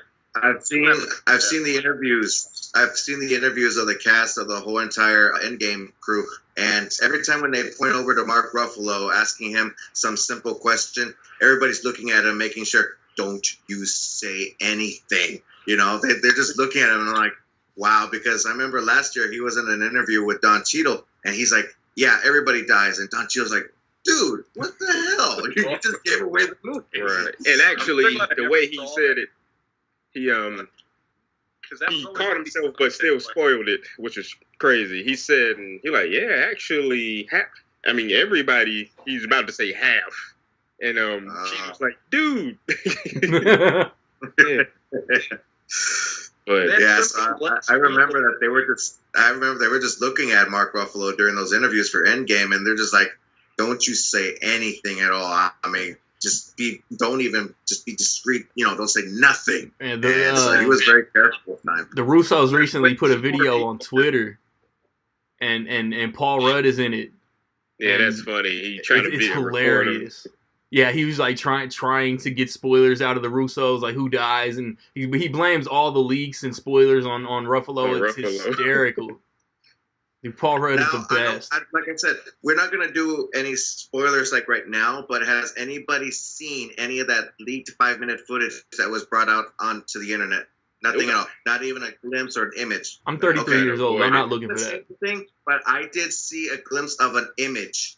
And I right away just took it off. I mean, like that's what I mean. Right now, I'm avoiding all YouTube and Facebook. Well, right now, because I'm still not finished my video commentaries just yet. But I'm avoiding everything. Anybody who gives me any acknowledgments towards the movie, I'm completely ignoring. But yeah, I was just scrolling through YouTube one time, random searches, and all of a sudden I see this image, and I'm just like, oh my god, seriously, I saw that, and I was like, no. Well, plug your ears, because at an hour 42, Mark Ruffalo turns into She-Hulk. Spoiler alert. If that happens, I'm going to be really pissed. I was like, no fucking way. Segue, though. I'm going to do the whole... At what point does Hulk come back? Some would say Professor Hulk. I've heard that. I don't know if that's true, but I've heard that that's happening. It could. I don't see why not. What's the difference between Avengers Hulk, Ragnarok Hulk, and Professor Hulk in Endgame? Let's say, like, Ragnarok Hulk, I watched Ragnarok last night, and, like, Hulk is just talking. Yeah. About that whole, like, Hulky, but he's talking. Like, he's, like, right. sentences. Hulk he's like actually fire. a character. Yeah. He talks about having character. both hands on the wheel, and, like maybe if time is elapsed, he totally could be like, me and Hulk are like this now, so now I'm just talking. Hulk like raging fire. Yeah. Like I said, like it took nothing. That was like 2 years of him just being straight Hulk. 2 years. And he was talking and he was walking around. So like, if there's time elapsed, like Bruce Banner could have figured out how to like center himself and just leave the Hulk. Yeah. I think that there's like a good chance that's gonna happen. I kind of heard that somewhere, and I was like, but that's not really like, or like, I'm like, that makes sense. Because Kevin Feige has brought up that the character of the Hulk, since his story is owned by Universal Pictures, that they could only use the character within only a certain set of other films. So what they decided to do, since they can't do a solo film distributed by Marvel Studios, they went ahead and just said, hey, we're going to use this character and do and evolutionize him throughout all these movies, which of course that we did get. He was a little bit emotional in Age of Ultron with Black Widow, and then he started to talk. He had his own dialogue in Ragnarok, and then in Infinity War he had his absences. And then in Endgame we're gonna get on how both Bruce Banner and the Hulk are going to intertwine together, possibly be becoming Professor Hulk, because based off of the images that we've seen, even the toy leaks, I've seen the toys at Walmart, and the image just looks exactly like Mark Ruffalo. You've seen Hulk in other films, and he just looks like, Hulk being his own character. But this one, in fact, when it comes to Endgame, it's going to look exactly like Mark Ruffalo. So I'm really much stating that, they're evolutionizing that character, becoming a character in between both Hulk and Banner, becoming, of course, Professor Hulk. So I think that he's going to be much more intelligent, much more stabilized with his anger, and just becoming two people becoming one. So that's what I'm thinking. I'm gonna tell it to y'all like this: even though everybody in the know has completely denied it, I'm gonna sound like an asshole. Thanos beat the shit out of Hulk. Hulk went impotent, and that's why he didn't want to come out in Infinity War. Until Endgame proves me wrong, that's what I believe. It was what was in my head watching it in the theater. I was like, the last time Hulk was out, he got mocked. Nobody has given Hulk the hands like that. Yeah, like it was. Has anybody ever heard that Hulk is actually an image of Loki. Like that's actually Loki being the image of Bruce Banner instead of Hulk being Hulk. No. Yeah, You guys ever heard of? What Of course, is I mean, what is this? I'm against that theory, but I've heard it before, and I thought maybe possibly, but I mean we've used Loki getting killed off and actually coming back to life so many different times. I just think that having this to being the conclusion to the story of characters, I think it would be a really an appropriate ending to end Loki's story, and moving it forward to its own TV show. So I honestly don't think it could be the imagery of Loki. So that for reasons as to why they would assume why the Hulk didn't want to come out. So, but Banner's really Loki? I don't think that's the case. The whole thing with Loki, I don't know if he's like, I'm like, if you got a poster, like one of those posters, and like you're gray, you're dead for sure. Like, Yeah. you've got to be brought back magically or whatever the fuck. But like, But you know what? I'm sorry. But you know what would be really crazy? I know Valkyrie's going to be in this movie. What if we get Valkyrie coming back from that ship that whatever Asgardians escaped from, and then you just see Hulk coming out of that ship? It's like, what? So then, if that's the case, then who is that Hulk? That would be cool. also, right? Valkyrie could save Tony if he's because like, I don't know, the time lapse between the beginning of Infinity War and like the very end, maybe like a couple days. I think we're gonna circle back to, maybe like Loki might really be dead, whatever. We have to circle back to that because everybody from Asgard was on that ship. I stressed that so hard when Infinity War. I was like, every single person, and they opened that movie like he just decimated that whole shit like it was nothing. I was like, every single family, like man, woman, and child from Asgard was on that ship. Like Valkyrie, Korg, all those people were on the ship, and like it's like confirmed that Valkyrie is coming back. We have to circle back to like maybe Loki, because like he thought he was gonna like win the entire Infinity War with that knife, like right there. Like I believe he did that for a reason, kind of like Doctor Strange. Like he maybe saw a chance for them to escape or some shit, I don't know, and thought, I'm gonna redeem myself, and like did, because otherwise it's just like, oh well, Loki died. Damn. I think we have to circle back to that scene, and then it has to mean something that she's in the movie. Like maybe she saves Tony, maybe not. I think that's putting a lot of stuff on her shoulders. Maybe it's Korg and Meek who have the key to beating Thanos because they got Twitter emojis. Like, I would love for Korg to be walking with one of those suits. No. Like holding his damn hammer. Like I would be like, okay, yes, game over. Hey They guy. are. No. Hey guy, Thanos. I heard you snapped. Yeah. And it's like, oh, Meek, are you all right? And it's just be like holding Meek. Uh-oh. Like I would just love that. Uh-oh. Right. Oh, there he is. There he is. Okay. There you guys are. Yeah. I thought I snapped my fingers and you guys went into oblivion. So I thought you snapped your fingers and it backfired and you went away. Guys. I've been so, like, hey, does anybody have that feature where they could actually, everybody in the cameras, like they get decimated, they turn into dust? Anybody have that feature? I'm not even sure I'm using Skype correctly. Right. So, like, I'm like, Oh man, all you guys froze, man. You guys still there? Yeah. Man. Yeah, I'm here. Well, Randy There is he here. is. Okay. So I'm back now. All right. I was Yeah, you're here. I don't know if we could. Uh-oh. I wanted to go ahead and throw out at least one more interesting theory. What's We up? lost another one. Where's he Open at? forum, man. Whatever you got. Okay, I'm gonna throw it out there. Okay.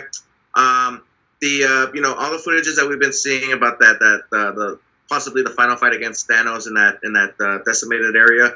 People are speculating maybe to assume that could be Thanos attacking the Avengers mansion. But for me, I'm having a huge feeling it possibly could be the Avengers mansion. But I'm also speculating that maybe I wanted to be this. I wanted to be being the decimation of Xandar, because we did not get to see Thanos attacking Xandar to collect the Power Stone. Yeah. And Thanos and Iron Man confronted each other while they were fighting on Titan. I love when Thanos stated to Tony Stark, I know you, but you're the only one, not the only one cursed with knowledge. If time travel is part of this movie, I would love it so much if Iron Man went back in time and went to Xandar, fighting against Thanos, and fighting past Thanos. That's how Thanos knows Iron Man in Infinity War, saying, I do know you, but you don't know me because the future you interacted with the past of me. So, that's what I mean. I love time travel movies. So if that's the case, oh man, when I saw that sequence, I was like, yes, I hope that that's the case. I would really love to see that in the next Avengers movie. So if it happens, I'm going to be so completely mind blown when that happens. Ooh, this just came up. Does Star-Lord get redemption? No. I'm not one that hates Star-Lord for Infinity War. I don't like if No, I don't think so. and it's like an immediate thing. What just happened? Like somebody's gonna be like, "Hey, you're a dumbass," or something like, "Hey, don't do that." All you had to do was stand.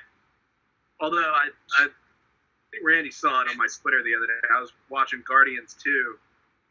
If Peter still had his celestial God powers, he would have ended the whole thing right then and there. He'd have been like, "You pissed me off."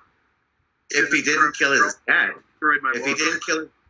didn't kill his dad in Volume 2, then yes, he would have been capable enough in having to defeat Thanos. But unfortunately,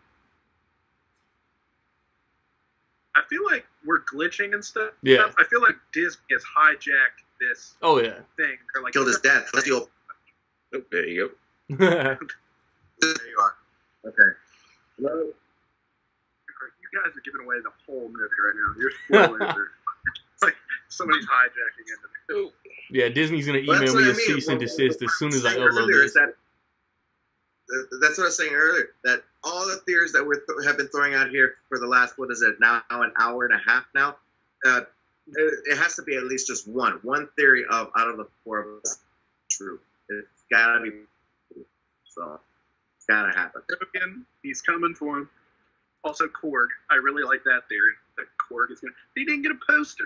That's my whole thing. Yeah. I feel like everybody who got a poster is gonna be playing some kind of at least Wong might not do shit, but he's Happy gonna Hogan. do something that is at least hey. Who did you say? Who did you say didn't get a poster? Korg. Korg Oh, didn't Korg. get a poster, but Valkyrie did. Heimdall didn't get a poster, but Loki did. But you know who else didn't get a poster? Maria Hill. Maria Hill didn't get a poster. I know. I was thinking that someone else I thought of the other day. It might have been her, but that doesn't sound right. But there was someone else I thought of. You know who else didn't get a poster? That stupid kid from Iron Man 3 that I heard was going to be in this movie. That's Really? what I heard. Ooh. I hate was that like, kid. no, I don't want that stupid kid in the movie. Yeah. I didn't like him. I did not. Yeah. Maybe in the years since, he's become a genius. And he's gonna be like, Yeah. "Oh, y'all didn't know that you got to make your own gauntlet? I already did that." Yeah. Also, Aunt May didn't get a poster. They got to bring him back, though. They got to bring Ty Simpkins back because Jacob Tremblay is out there stealing all the cute little kid roles. Oh yeah, they already got him in an R-rated movie. He was in The That dude's Predator. that kid's 30 now. Yeah. I think search his Instagram there, and he's 8 feet tall. So I'm like, well, you can't be the little kid from Iron Man 3. Yeah. You're the man from Iron Man 3. There was someone else. This is gonna bug me. And then as soon as we hang up, I'm gonna be like, That's who it was. maybe Okoye, the actress from The Walking Dead, did she get a poster? Because when they have the solo poster, but when the actual poster with all the characters, they actually added her character back on it, but forgot to credited her name on the top of the poster. I don't see how you make that mistake. Disney really screwed the pooch on not crediting Denai Guerra. Yeah. It's not even like she's tiny in the corner. She was Yeah. Right. Ready to battle. It was You know who? I was thinking. Umbaku. I was gonna say M'Baku. And I'm like, why would you take Okoye and not M'Baku? He's too busy battling his doppelganger from us. Duh. Yes, well, maybe. Ooh, maybe. He's not around anymore. Jordan Peele's got him. Yeah, but that's who I was thinking of. I was like, not necessarily that he would, be the most of use, but you're telling me Happy Hogan? And He leads the fight chant. He leads the battle cry.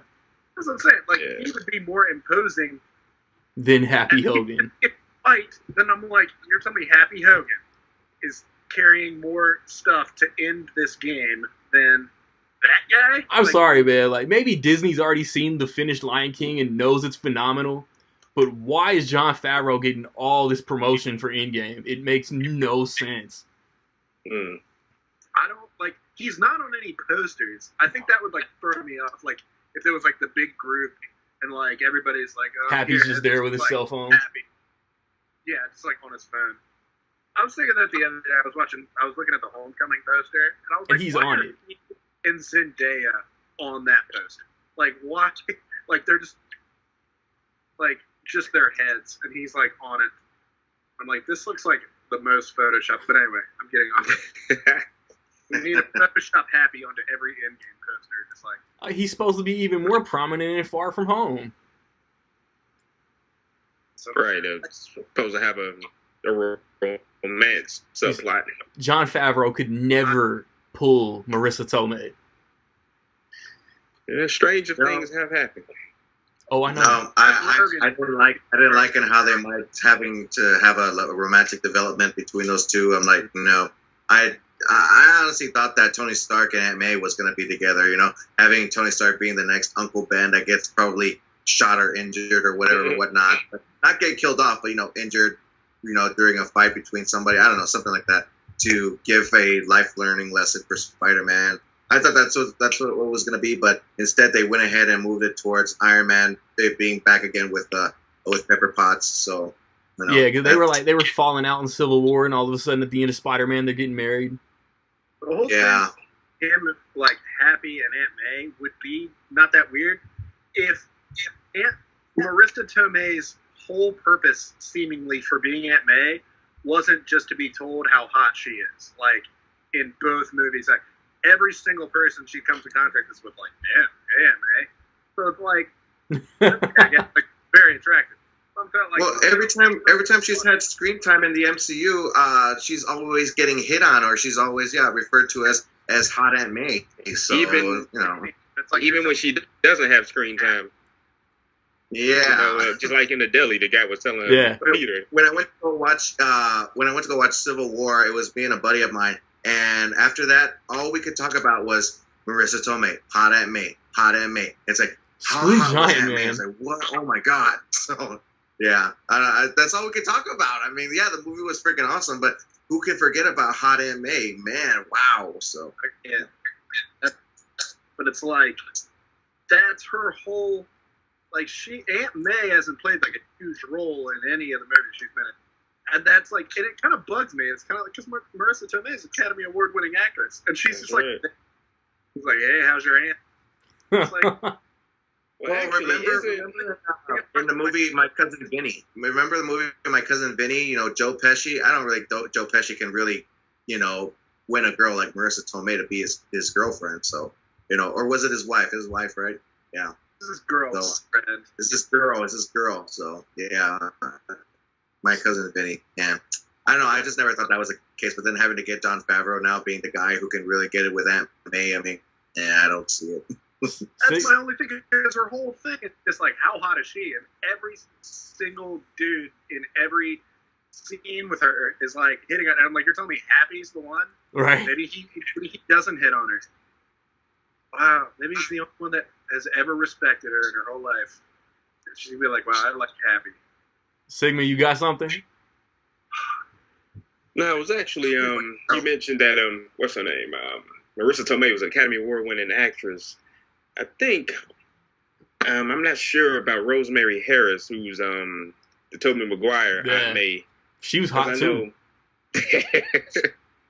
No, I'm just thinking like every Aunt May live action Aunt May was an Academy Award winner, but I'm not sure about I don't know. Rosemary Harris, Sally Field, of course, Yeah. and that's what I was getting off on. But yeah, They it's were cooler stuff to do. Like Sally Field got to flex some of the acting a little bit. Like, you know, she was like in the hospital. You're my boy. And all that stuff. And I thought Rosemary Harris, Peter told her he was Spider-Man in Spider-Man 2. Like, that was like a really good scene. And like Marissa Tomei just hasn't had no one of the meat on the roll. Yeah. So I agree with that. It's just She's not just hot Aunt May. Yeah. And he's going to be in Europe for most of this next movie, so it's not like she's going to get any in this one either. Yeah. Well, they're teasing a relationship thing, so you would think they would have some type of significant scenes, but like you said, I don't know. I guess we shall see. So one of my other boys who's going to jump on later has been like asking, so like, how does this movie open? Like, what's going to happen at the beginning? My theory is musical number, Thanos victory dance, little twerk montage. I think Disney will go for that. Oh god. There's gonna be like animated birds and shit. Yes. He'll be like on his farm, just like catching one on the gum finger. On the armor scarecrow. That's gonna take up like 45 minutes. It's gonna be like just him on his farm. And I'll be like, y'all really did lie about this being the first 20 minutes, because it would just be him on his farm. It's like chilling with his animals.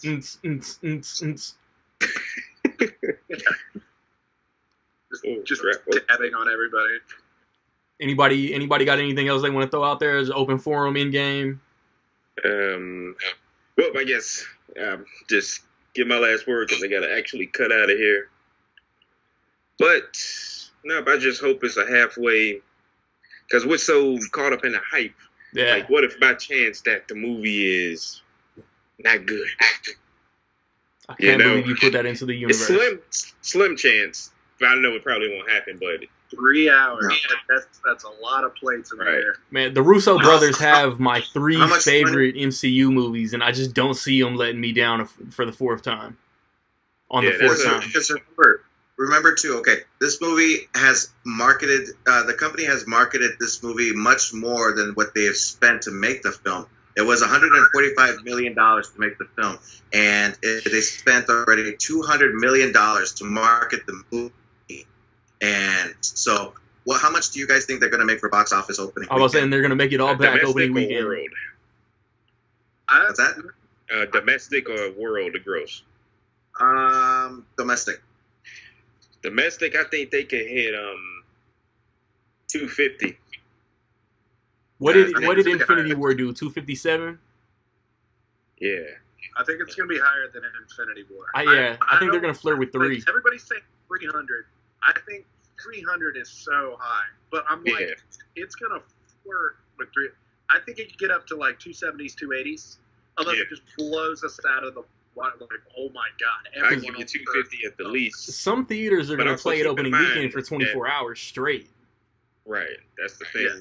And keep in mind that it's not going to make as much as probably it could have made with a regular length under 2 hours and 30 minutes. Because remember, this is a 3-hour, not including trailers. No, Avatar is like 3 hours long. Yeah, it's not actually. It's still 3 hours long too. Yeah, it's almost.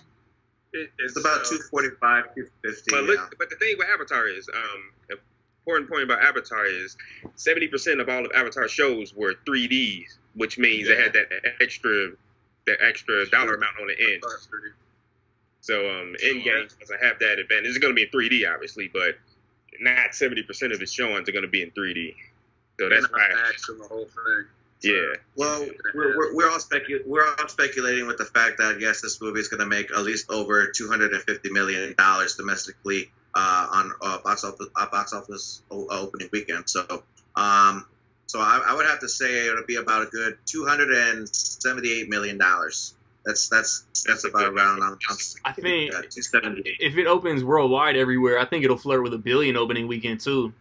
I think it's like 800, or it's gonna like be around 800 worldwide, and that obliterates the record if I'm not mistaken. Oh yeah. worldwide, it's going to be like gargantuan. I think domestic, I think like mid, like 270s, like maybe 280s, unless it just like blows us. Because I remember thinking like when Avengers 1 made 200 million, that like the world was ever. I was like, nothing is ever going to beat that. Right. Jurassic World said, "Hold my beer." It's like, yeah, it's like wild how far we've come, and just like. So how many of you have Thursday night tickets? And that's gonna be when it makes 80 million on Thursday night. I think that's what's gonna show. It's gonna be like insanity. Yeah. I think I got 230 on Friday.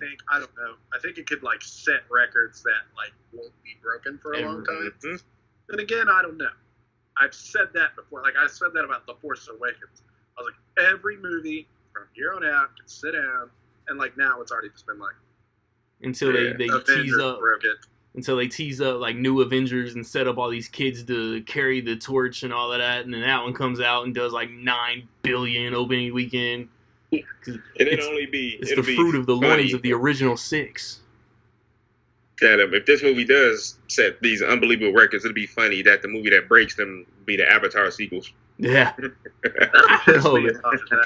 Right, that'll be. Which Disney owns those now too. Nobody wants those that bad. And then they're going to come out and we're all going to go see them. I think the wait has been too long. Like, James Cameron, too many pushbacks. Like, I'm hyped as anybody for Avatar 2. But, like, most people would just be like, man, it's been 10 years. Who wants to see Avatar 2? Yeah. Even though it's all underwater. Yeah. That sounds kind of cool. It does. That's my thing. I'm like, well, who even cares? Like a sheep, I'm going to be there. Like, opening weekend, I'm going to be like, oh, Avatar 2. Yep, that's how it is. So, I'm curious, Vin Diesel's role. Yeah. Like, what is, but James Cameron, yeah, we'll see. I feel like before James Cameron, like, rides out with Avatar 27 and retires, he's got to get Arnold Schwarzenegger back in one of these. Yeah, and speaking of James Cameron and Arnold,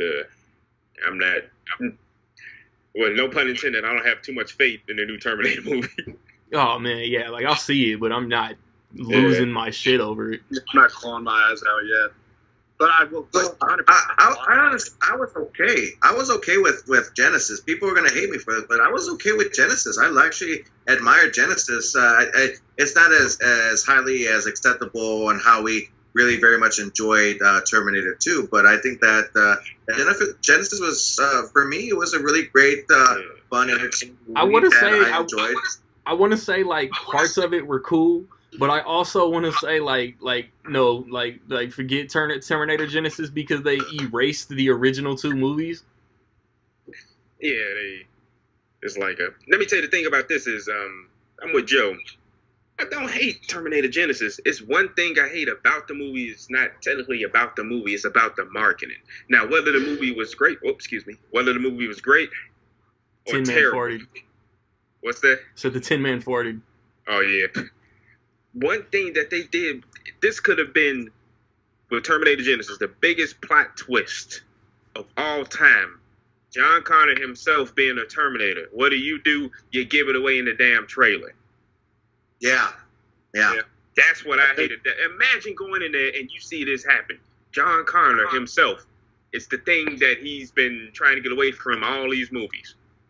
They give it away. The director was actually pissed about that they gave it away. Paramount. Yeah, but yeah, Genesis, it wasn't horrible or terrible. I like it better than Terminator 3. Yeah. I would say definitely. Any Terminator movies, really. I think 3 has aged the worst. Like, rewatching them, like, over time, I'm those like... stupid star-shaped sunglasses. Yeah. Like, 3 people... Back then, in 2003, the talk to the hand shit was old. Yeah. Oh, yeah. The hand. That's so 90s. Like, some old guy was up there, like, yes. Right. But it's like Grandpa Arnold could kind of get away with it. Yeah. Yeah, but that's my opinion on that. It's just because marketing could make a break, and segueing back to Endgame, this marketing is excellent. Yeah. when we see the movie and see how much they've actually held back. How we see just how wrong really we good. all were for an hour and a Right. half. But something's got to hit, like I'm saying. We're gonna meet back Between and, like, the four of us. our heads are just gonna be hung like we were so wrong. Well, you guys, I don't want to disappoint anybody, but I gotta get going here. I don't know if you guys happen to have anything else that you guys need to theorize out there, but Nah. Yeah, actually, I already threw out all my stuff that I want to. for like hours. Like it just I wouldn't bring Oh, it believe me, I want to keep on. I could do this all day. I'm like Captain America, you know. I Okay. could do this all Yeah. day, you know. I see what you did. And I'll be like, oh, okay, yeah, me too. I got Yeah, that. but it's actually Happy Easter, you guys. I mean, it's I'm gonna go celebrate Easter right now with the family. That's why I got cut off several times because I got some phone calls asking me where you at, where you at. It's like, well, I'm sorry, I like to call this work. You know, it's a Handling hobby business. of mine, but I love it. It's my favorite job ever. You know, doing this. Because I say this a lot. You know, I love to talk about movies, but more importantly, I love to talk about them with, you know, especially with movie fans such as yourselves. You know, this is actually the most fun I've ever had in a quite a long time. So, you know, I love having to interact Aw, with people, shucks. sharing different opinions. Huh? You getting all warm and toasty. I am, and we should all hold hands and sing Kumbaya. You know, so. But yeah, this dude, he's on YouTube, he's on Facebook. Awesome Joe's, awesome movie reviews, man. Check him out. They're on Yeah. Instagram. Goodman's on Twitter. These dudes, man, they drop a lot of like dope movie facts and trivia. And, if you're ever on Instagram or Twitter, man, look for them. Okay. All right. Well, I always do this at the ending of my video, so I don't want to take up too much more of anybody else's time, but this is what I usually do. Okay, so here we go. I'm Awesome Joe. Thank you guys so much for taking in the time of having me being part of this conversation. You guys are such a huge inspiration to me for having to doing such a great personal hobby of ours, because I love to talk about movies, but more importantly, I love to talk about them with you guys. And don't forget that you guys can check me out on Facebook and on YouTube. Please like, subscribe, share, and comment if you'd like to. Literally on the comment section at the bottom. If you have any questions, comments, complaints, or concerns, please go ahead and do so. That way we can have an awesome conversation regarding towards any movies that you'd like to talk about in general. Because once again, I love to talk about movies, especially with you guys. That goes Thank you double guys for so all the much. Rec League channels Continue and on all of living the that. dream, and as always, stay awesome. Sweet. Yeah. Yeah, let's come up with one now when I leave. We all need a sign off. Yeah, I just came out. Have you guys ever seen Blast from the Past? You know how they do Yeah. that? Brendan Fraser. Fraser and all that. Yeah. Yeah, Christopher Walken. All right. Cool, fellas, man. But as far as Rec League, man, I'm gonna come back and I'm gonna have another homie, maybe two, and we gonna do the same thing, probably for not as long. Stay tuned. All right, man. Now, like as promised, I got my guy. Y'all know him. I don't know if y'all love him because I don't. Got old man Lawrence in this motherfucker, man. I got some questions that I asked. Like I had 3 other dudes on right before you, and I asked them. That was the majority of the conversation, was just the questions that I had. But then at the end, we'll just throw some random topics out there if you want. The first one, you said you haven't seen any trailers. No, I haven't seen any of the trailers for Endgame. I caught glimpses of them just from watching random shows and then kind of turned away real quick. And No, I then haven't seen nothing. you've seen Infinity War. You have an idea of who all is going to be in this movie. They gotta fix it somehow. So Yeah. I haven't seen Miss Marvel yet. I'm going to try and sneak in there before Endgame comes out. I got tickets for opening night of Endgame, so hopefully I can sneak in there like Thursday to watch Captain Marvel or something. yeah, I got Friday at 2:30. Yeah, I'm going early morning Friday. I'm not too hyped on Captain Marvel, but I do want to see it before the Endgame comes out. I was hoping it would go to the $1.50 movie theater so I could slide in there and catch it beforehand, or It's still try top to find 5 at the like box office. Try to find some bootleg version of it online. I really don't feel like paying a lot of money to see it, but we'll see. I mean, it's part of the universe, but the only thing you need to know is she's like Thor level powerful. It'd still be nice to see the movie though. I feel you. The mid-credit scene is gonna be in game. The post-credit scene is like a comedic throwaway. It has nothing to do with in-game. Like you're not missing that much. Like she's a badass, and that's all anybody needs to know. So, do you think there's going to be time travel in Endgame? I mean, yeah, to a certain extent, because I think they're going to have to undo some of the things. So, yeah, I think the time stone will come into it, and you'll see back and forth, I guess, per se. Yeah. Yeah, I think it'll be because he's got all the Infinity Stones. So, I don't know if they're going to, like, separate them, and that's how they're going to, like, get some stuff turned back. Because if I remember correctly, in the comic book, Spider-Man gets the Infinity Gauntlet and sets everything back the way it was. I just vacuumed up Spider-Man in my living room. Say what? I just vacuumed Spider-Man up in my living room. Spider-Man ain't nothing. Not in this movie. Yeah, I'm pretty sure that's the way it went down in the comic books, if I remember correctly. But I know they'll probably do something different for the movie universe. But yeah, I think there will be some sort of time travel. I don't know if they call it time travel, but yeah some redoing, undoing of time or something. Yeah, for sure. They make tweaks. They take liberties. You know what I'm saying? Like I think that's why you're kind of down on Civil Wars, because it's like not really loyal to the comic. Well, yes and no. I mean, the reason I didn't like Civil War as much as everybody else did is because the comic book was like just like so epic. Yeah.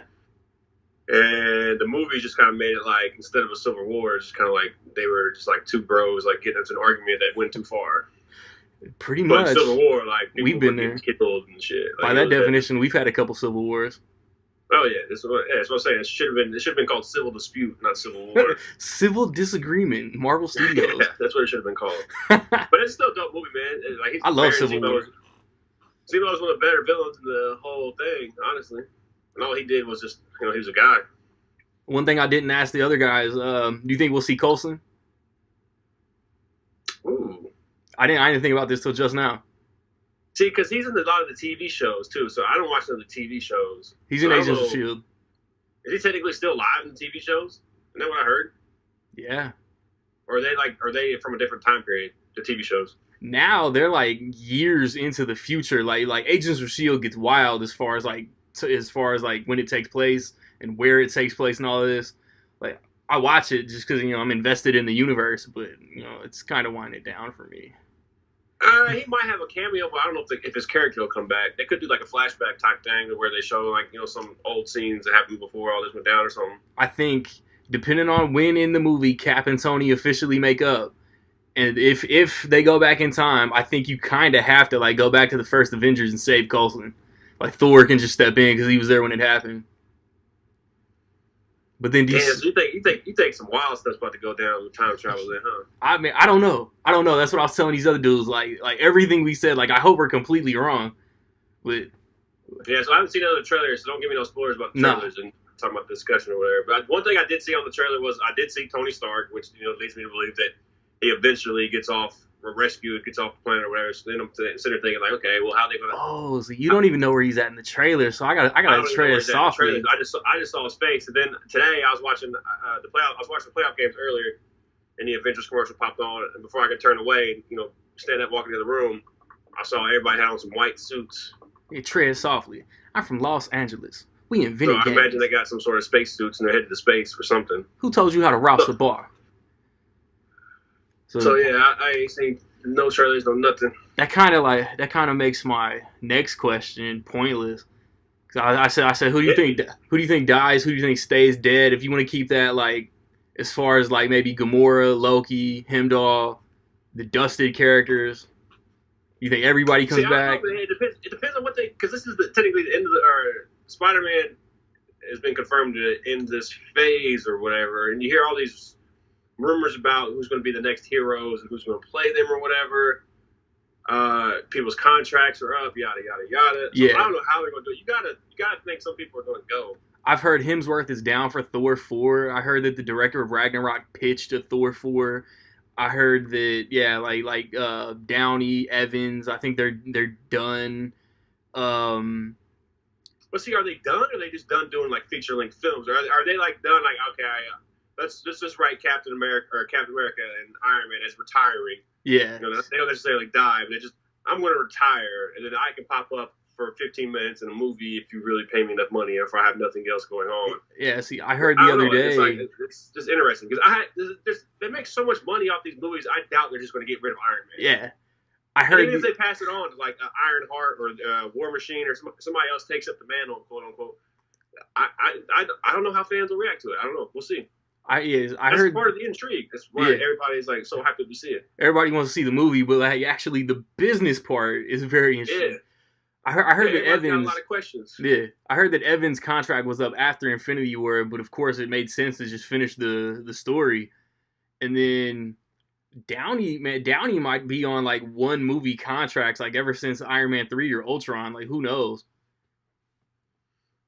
Yeah, I don't know, man. It's interesting. And then as far as I think some, if people are going to die, I think some big time characters are going to go, man. I think Captain Marvel or Captain America or Iron Man, one of them's got to go. I think that's like most people's complaints with the MCU that nobody stays dead. So what's like the real stakes going on? And yeah, Infinity War was crushing, but it's like you like when Phase 3 was completely announced, it was Infinity War Part 1, Infinity War Part 2, and then they come out like a year and a half later, it's like it's not Infinity War Part 2. But you still knew that no matter what, it's a continuation of like why have 2 Avengers movies come out 52 weeks apart? Yeah. So then, do you think? I don't want to ask you that either. Who do you think? I don't want to ask you this either. You ever had on here. You haven't seen any trailers, so like most of these questions. Okay, we got Dead Space because this dude doesn't watch trailers, and now my questions might spoil something. Yeah, don't ask me no spoiler ass questions. Okay, bro. Iron Man and Nebula are on Titan for spoilers' sake. How do you think they get off Titan? Yeah, I don't know. That's the thing. That's why I kept in the group chat or whatever. I kept asking kind of want to get your guys' thoughts and opinions. Like I'm super curious on how this movie starts.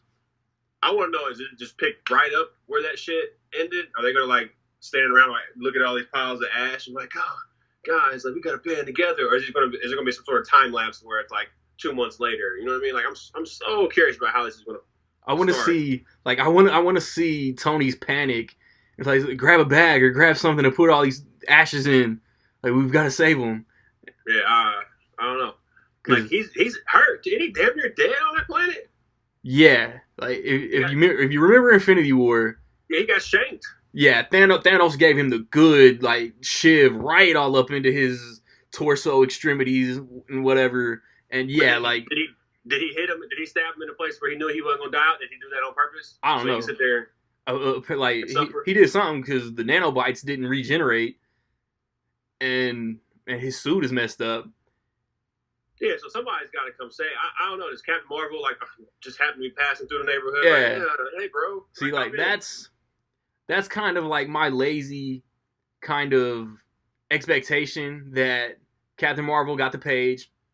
She's passing by, and on her way to Avengers facility, Nick Fury. She's super lazy, right? Yeah, senses. Oh, there's life forms over on Titan. I must go save them, and just takes lazy them. Writing. Yeah. I don't know, because Hemendall, is that his name? Hemendall. Idris Elba from Thor. Yeah, he bit the dust, so he's gone. Yeah. So he can't find them. I was trying to think of some other characters who can locate people. Stormbreaker can form the Bifrost now, or Bifrost, whatever it's called, but I don't know if he knows where Iron Man is. Because I thought only Hemendall had the vision. I thought that was part of what made him special, unique. When they made Stormbreaker, that's how he got to Wakanda. In the coolest part of all of Infinity War, talking tree and a talking raccoon, Thor shows up. He used the frostbite for that or whatever they call it. The frostbite. You know what I'm talking about. Frostbite. Yeah, we're gonna roll the frostbite. But no, I thought his powers or whatever, his vision, he could locate people. Yeah, he's supposed to see. I thought that was a completely different thing from the frostbite.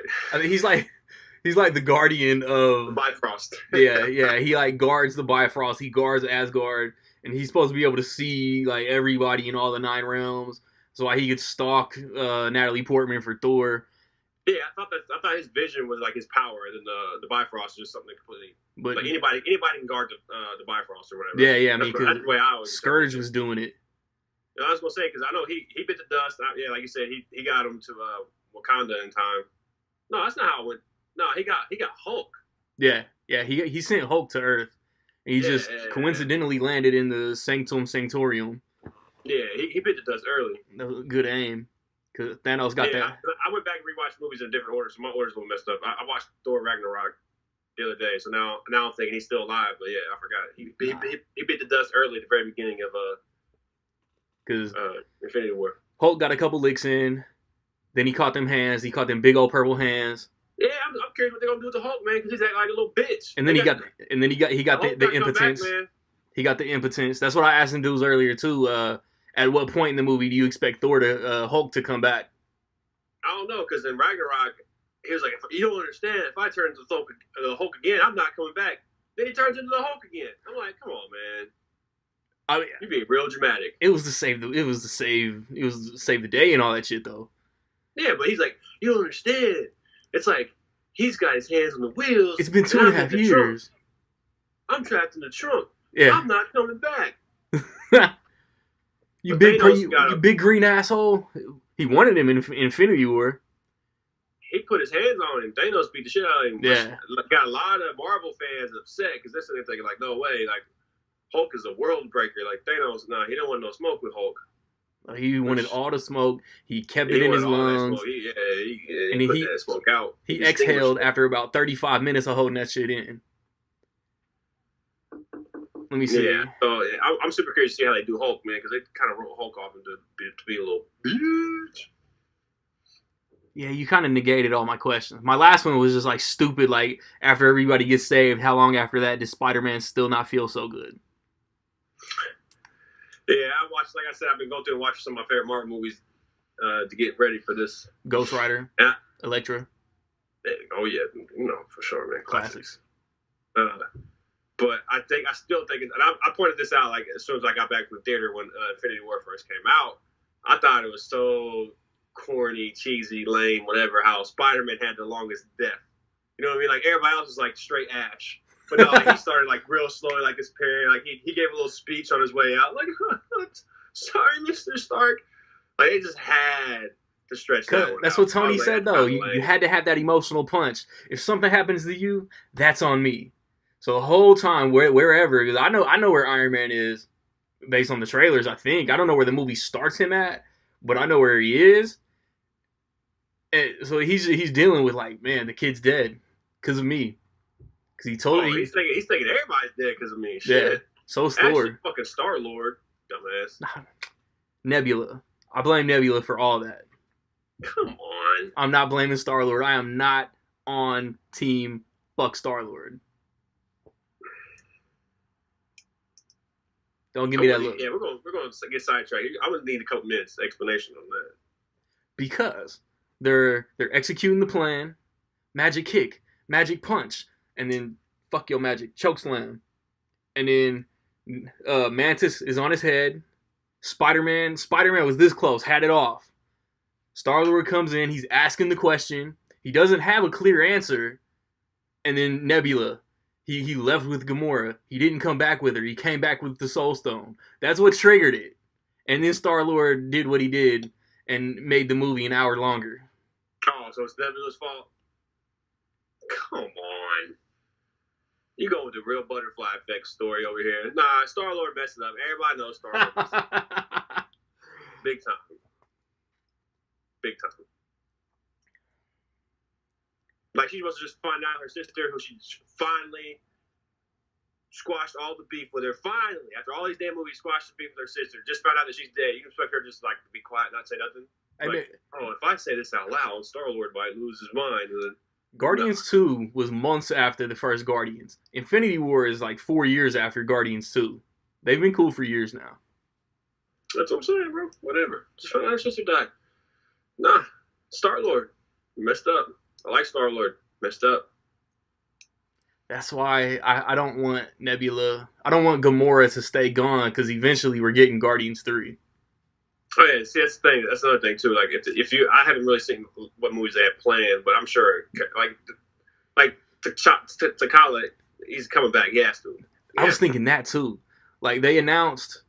I mean, they released posters. There were black and white posters. Those are who got dusted, and there were color posters.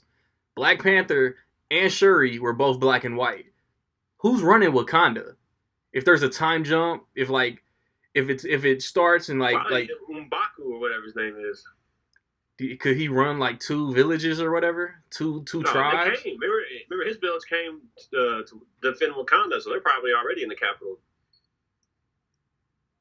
I mean, I'm pretty sure they don't show him getting ashed.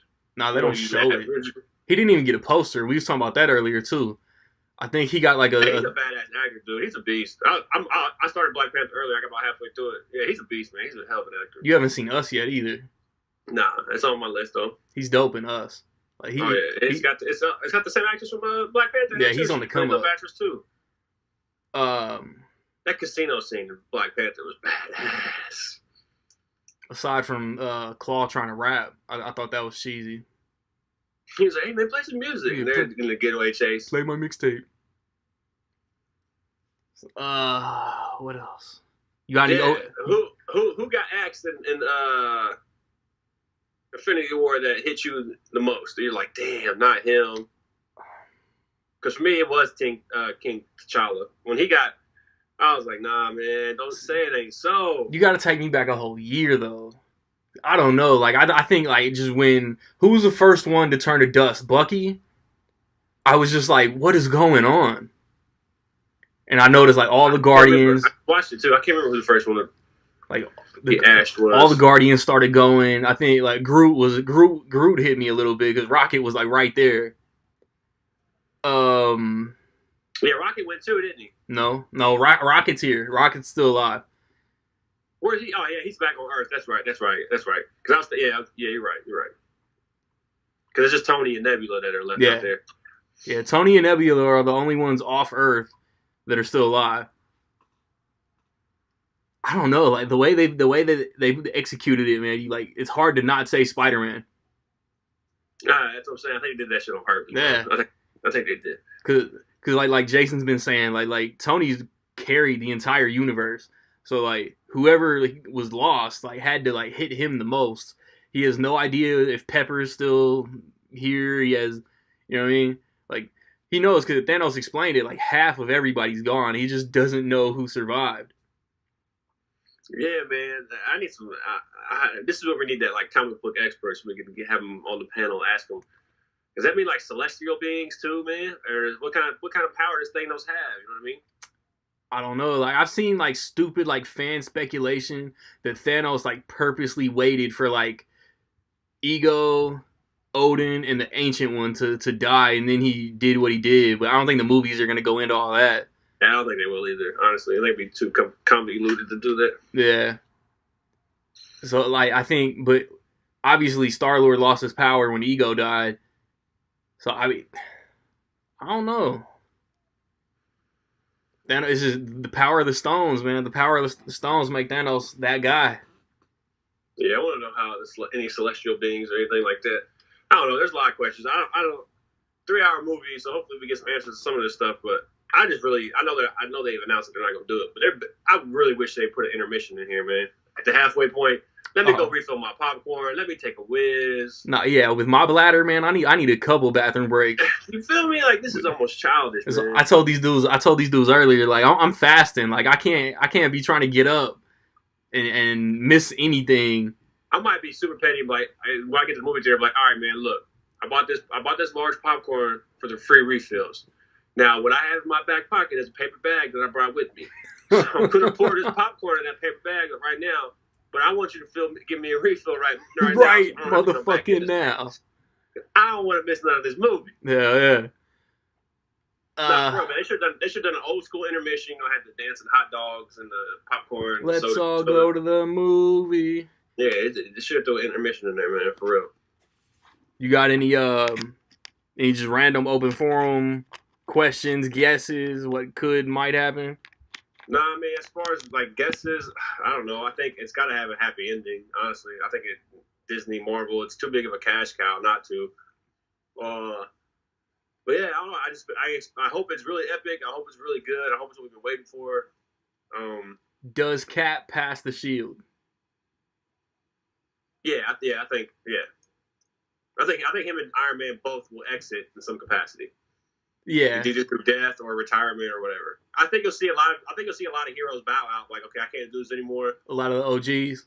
Yeah, like actual characters in the series where it's like I can't do this anymore. Like I'm gonna go be with my family. Yeah, the fight of my life. Like I can't fight anymore.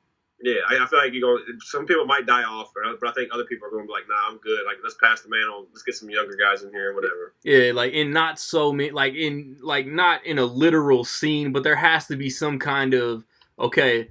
Ant-Man, Wasp, Strange, Panther, Captain Marvel, Spider-Man. Like you guys are the new protectors.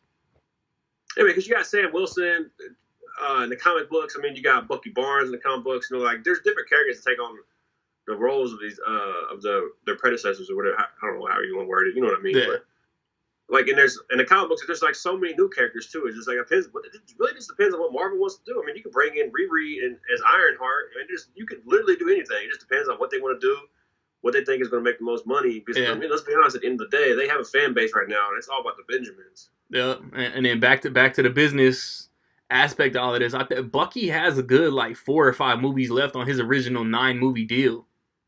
Yeah, see, I heard. I was listening to one podcast. I think my brother sent to me talking about Marvel's the MCU, and I guess they're thinking that Bucky Barnes is a strong enough. The actor is a strong enough character, and the actor's well known enough to carry the franchise on. And I was like, I don't know about that. Yeah, I don't know about all that. Like, aside from like Logan Lucky and I, Tanya, I don't know what Sebastian Stan's really been in. Bucky Barnes in general just is not that interesting as a character to me.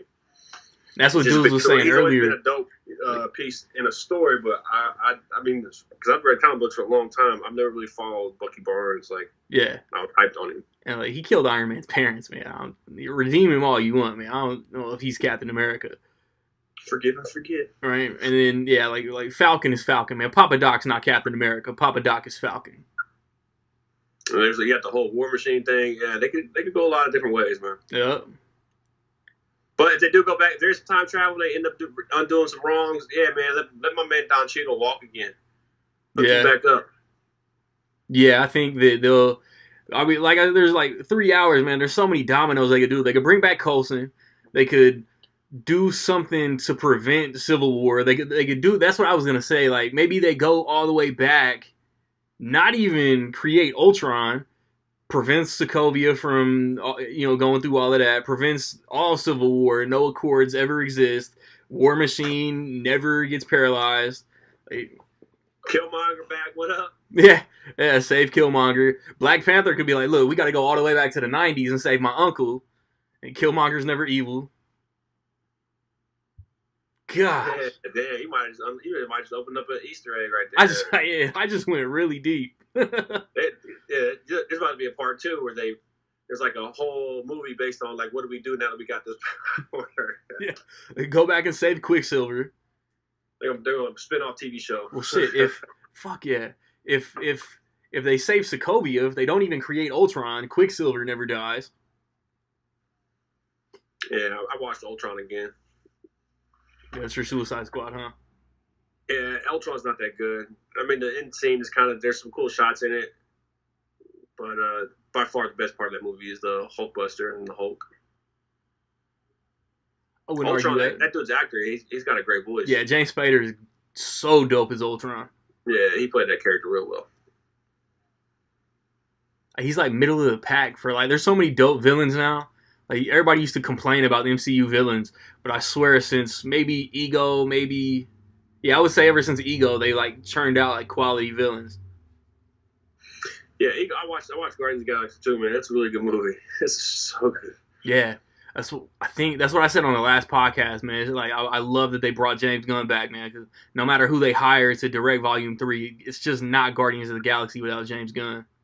I really want to see the Ravagers in Endgame too, man. At some point, they gotta, you know what I mean? Yeah, that'd be cool. Unless they're really holding out onto them for like Guardians Part 3, because I feel like they gave them a lot of camera time in Guardians of the Galaxy too. Like I just part of me feels like they didn't do that for no reason. Yeah, James Gunn, like if Adam Warlock ends up being like the main villain for Volume 3, yeah, like they're cooking something. But I don't think. Oh yeah, we'll see. I don't know. I don't know. But I think the Ravagers are gonna be in the MCU at some point. I was thinking Endgame, but then if they're going to do Guardians 3, they could play a bigger part in Guardians 3. Yeah. I mean, I think. He said, "Welcome to the frickin' Guardians of the Galaxy." Except he didn't say frickin'. He's like, you really got to work on your language. I think we went through all the questions that I could ask without spoiling anything. Yeah, I mean, as far as predictions go, man, I really can't. I don't know. It could literally go anywhere. That's what's so dope about it. But I just hope it's epic, man. I hope it's amazing. It better be. It's gotta be. Like, obviously, like, anticipation and excitement is there, and I expect this movie on 5 p.m. Friday afternoon to be my favorite MCU movie ever. But I really wouldn't be surprised if it's not. I think it has to, man. I don't know. If it's not, like, it wouldn't be that big of a deal, because I watch movies individually, and I think Black Panther is arguably the best individual movie in the MCU, and I think the other two that in the argument with me, for me is Guardians 1 and 2. I think those movies are amazing. Yeah. So, but like in Infinity War, it's like it has to be up there because it's just so the magnitude of it was the scope of it was just crazy. Just the ending, there's nothing like that before. The bad, like the Infinity War overall hit me so much because like the bad guy won, and you've never seen the Avengers lose. You know what I mean? Well, he's never faced me twice. Yeah, the way they pull it off, man. Like the Russo brothers got my 3 favorite movies in the MCU so far. That's why I was telling dudes earlier. Like I just don't expect their 4th movie to be a letdown. Civil War, Captain America, Winter Soldier. Those are your 3 favorites? Yeah. I watched everything before Captain Marvel because I knew I wouldn't be able to watch Captain Marvel before Endgame. Yeah, I'm gonna try and get in there and see Captain Marvel, man. I want to. I wouldn't feel right if I haven't seen Captain Marvel watching the. Gotta do it. Endgame. Yeah, I really don't want to, man. Damn, but yeah, I gotta do. It's a weird spot. Let's see. I might just do it Thursday night, man. Because I took a half day on. Damn, no, that's not gonna work. Well, man, I'm gonna wrap this up and I'm gonna pass this on to my NBA playoff predictions that I recorded. I know we like halfway through the first round already, but I recorded them before the first round started, and I will explain that when I flip this right quick while old man Lawrence figures out how he gonna see Captain Marvel before Endgame. Stay tuned in 2 weeks to see if he actually does it.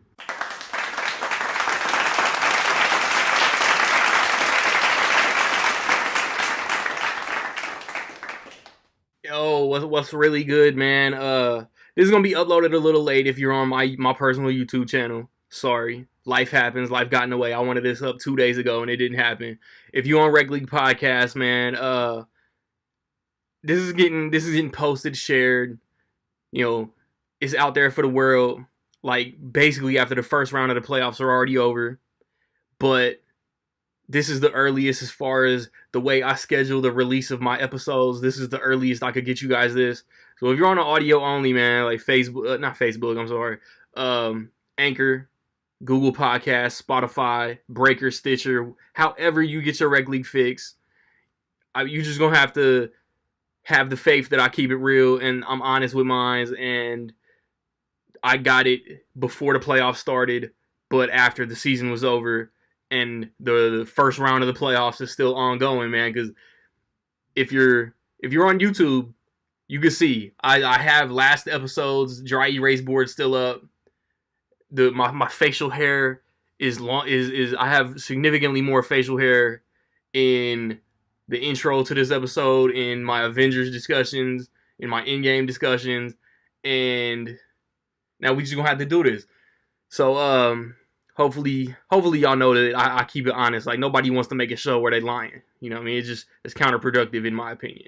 So in the first round of the Eastern Conference, I'm gonna go round by round. I'm gonna mix it up. I'm gonna go first round East, first round West, semifinals East, semifinals West, conference finals. You know what I'm saying? So Eastern Conference round 1, Milwaukee Bucks, Detroit Pistons. The Bucks have been a wrecking ball all season. Giannis Antetokounmpo should win MVP. Chris Middleton was getting his in the All-Star game. They're in the Central Division with my Pacers, so I kind of hope they get swept in the opening round. But they play in the Central Division Detroit Pistons, so I would hope that Adam Silver could just step in like, no, both of these teams sweep each other. This is going to be a 4-game series, and neither team moves on. Because the winner of this series plays the winner of the Pacers anyway. Blake Griffin's hurt. I don't know if Andre Drummond and Reggie Jackson and that white dude who been shooting for Detroit, he might be a foreign white dude, but they've been shooting at least when they play the Pacers, they've been shooting. And I mean, we took that home and home just a couple weeks ago though. But the Bucks are too strong, man. I want to give Detroit 5, but I honestly think that all of the top seeds in the East, I think the top 3 seeds in the East all have the best chance of sweeping. Excuse me again. So I'm gonna give the Bucks a sweep. I'm gonna get the Milwaukee Bucks a 4-0. 2-7 in the East is Toronto, Orlando. I didn't expect Orlando in the playoffs.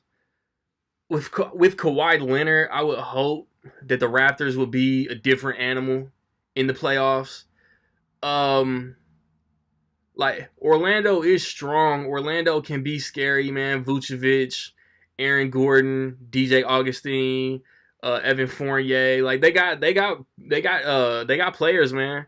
The Orlando Magic got players, but Kyle Lowry, Kawhi Leonard, Marc Gasol, Pascal Siakam, who everybody is already handing most improved to, but I think D'Angelo Russell should win it. I think Toronto sweeps. And then, I don't know, I kind of take that back. Because the 3-6, Philly, Brooklyn, like, the bottom 3 teams, like, if we go back to my NBA preseason predictions, I may have had Brooklyn in. And I think I had Charlotte in over Detroit, so I was a little let down the other day when Charlotte didn't get in. But then the schedule makers gave Detroit the Knicks on the last day of the season. Brooklyn is dangerous. Like, Brooklyn is really dangerous. And then you got Joel Embiid, Tobias Harris, Jimmy Butler, JJ Redick, Ben Simmons. Like, the Sixers should handily win this series. But as dangerous as the Nets are, I'm going to give it to Philly in 6. And then we're going to go to the 4-5. The Pacers, look, I'm going to make all the excuses in the world. It's my show. I do what I want to do. I'm born and raised in Indianapolis, Indiana. I love my Pacers. So if Victor Oladipo never got hurt, coulda, woulda, shoulda, ands, if, buts, it's all make-believe. What ifs is make-believe. If Victor Oladipo would have stayed healthy, we would have been flirting with 60 wins, high 50s. We would have been flirting with the 1 or 2 seed, no matter where we would have finished if Vic stayed healthy. But the cards is played out. It's 5. The Pacers limped into the playoffs. Like back when Star Trek Into Darkness was coming out and everybody's like, is Benedict Cumberbatch Khan? Everybody was like, no, but everybody knew he really was. Nate McMillan should be coach of the year out there talking about the Pacers aren't tired. Ever since mid-January, the Pacers have been trying to make up and exert themselves and try to, for the lack of Oladipo. And, aside from a couple ugly losing streaks, they did a damn good job. But they got the 5 seed, and the Celtics got the 4 seed, and the Celtics are also a team, like, are they going to be, the Eastern Conference wrecking ball that everybody predicted back in September, October? Are the Celtics going to be this, team that's not really a team, this, like, Kyrie Irving trying to put on a show and push everybody forward and calling out his young guys in interviews and talking about he don't want to be famous, he don't want to be a celebrity, but he just made a movie last summer and he just act like a child when, like, Kyrie, Kevin Durant, like, they act like little kids when they lose a game and reporters are just doing their job. But even without Marcus Smart, no, of course no Oladipo. I hate to say it, man, but if Boston doesn't sweep, I think Boston wins in 5. I'm not gonna be a homer. I'm not gonna be biased. I'm gonna call it. As a basketball fan, Boston is stronger. Gordon Hayward is coming into his own. He finally getting his legs back. And between Horford, Jaylen Brown, Jason Tatum, Kyrie Irving, Boston should sweep. Western Conference, Golden State Warriors 1 seed, LA Clippers 8 seed, the LA team that nobody had making the playoffs. I don't even want to talk about this series, man. Golden State sweeps. Unless Lou Williams or Montrezl Harrell go off for like 2 games, Golden State sweeps. The 2-7. The 2-7 is the only one. The 2-7 in the West is really the only one that I could see being an upset. Because you never count out Pop. You never count out the Spurs. And then Denver's so young. Denver's like that really good team that has no playoff experience. That got a home court seed. And between Joker, between Gary Harris, between all of the other guys, like Denver should win. And I'm going to pick Denver to win. But if the Spurs took this in 6 or 7 games, it wouldn't be a surprise to anybody in the basketball world. But I'm going to take Denver in 6. The Spurs will win. The Spurs will get a couple games, man. But, yeah, like the Spurs have the best chance of any road seed to go into the second round. The 3 seed Portland Trail Blazers, call them what it is, Pacers West. The 6 seed Oklahoma City Thunder, Russell Westbrook averaging a triple-double for the 3rd year in a row. Paul George re-signing, no pressure. Arguably Defensive Player of the Year. Arguably one, MVP candidate, except he ain't going to get more votes than whoever come in second between Harden and Giannis. This is the series that I think... This is the lock. This is the Rec League podcast lock that the road team... And it sucks because of what happened to Portland last year. But I think they're going to miss Nurkic. I think they're going to... Even with Dame, like I love Dame. Dame is the most underappreciated point guard in the league. McCollum, McCollum had his injury, man. But they're going to miss Nurkic. And then, like, they can feed Steven Adams all series.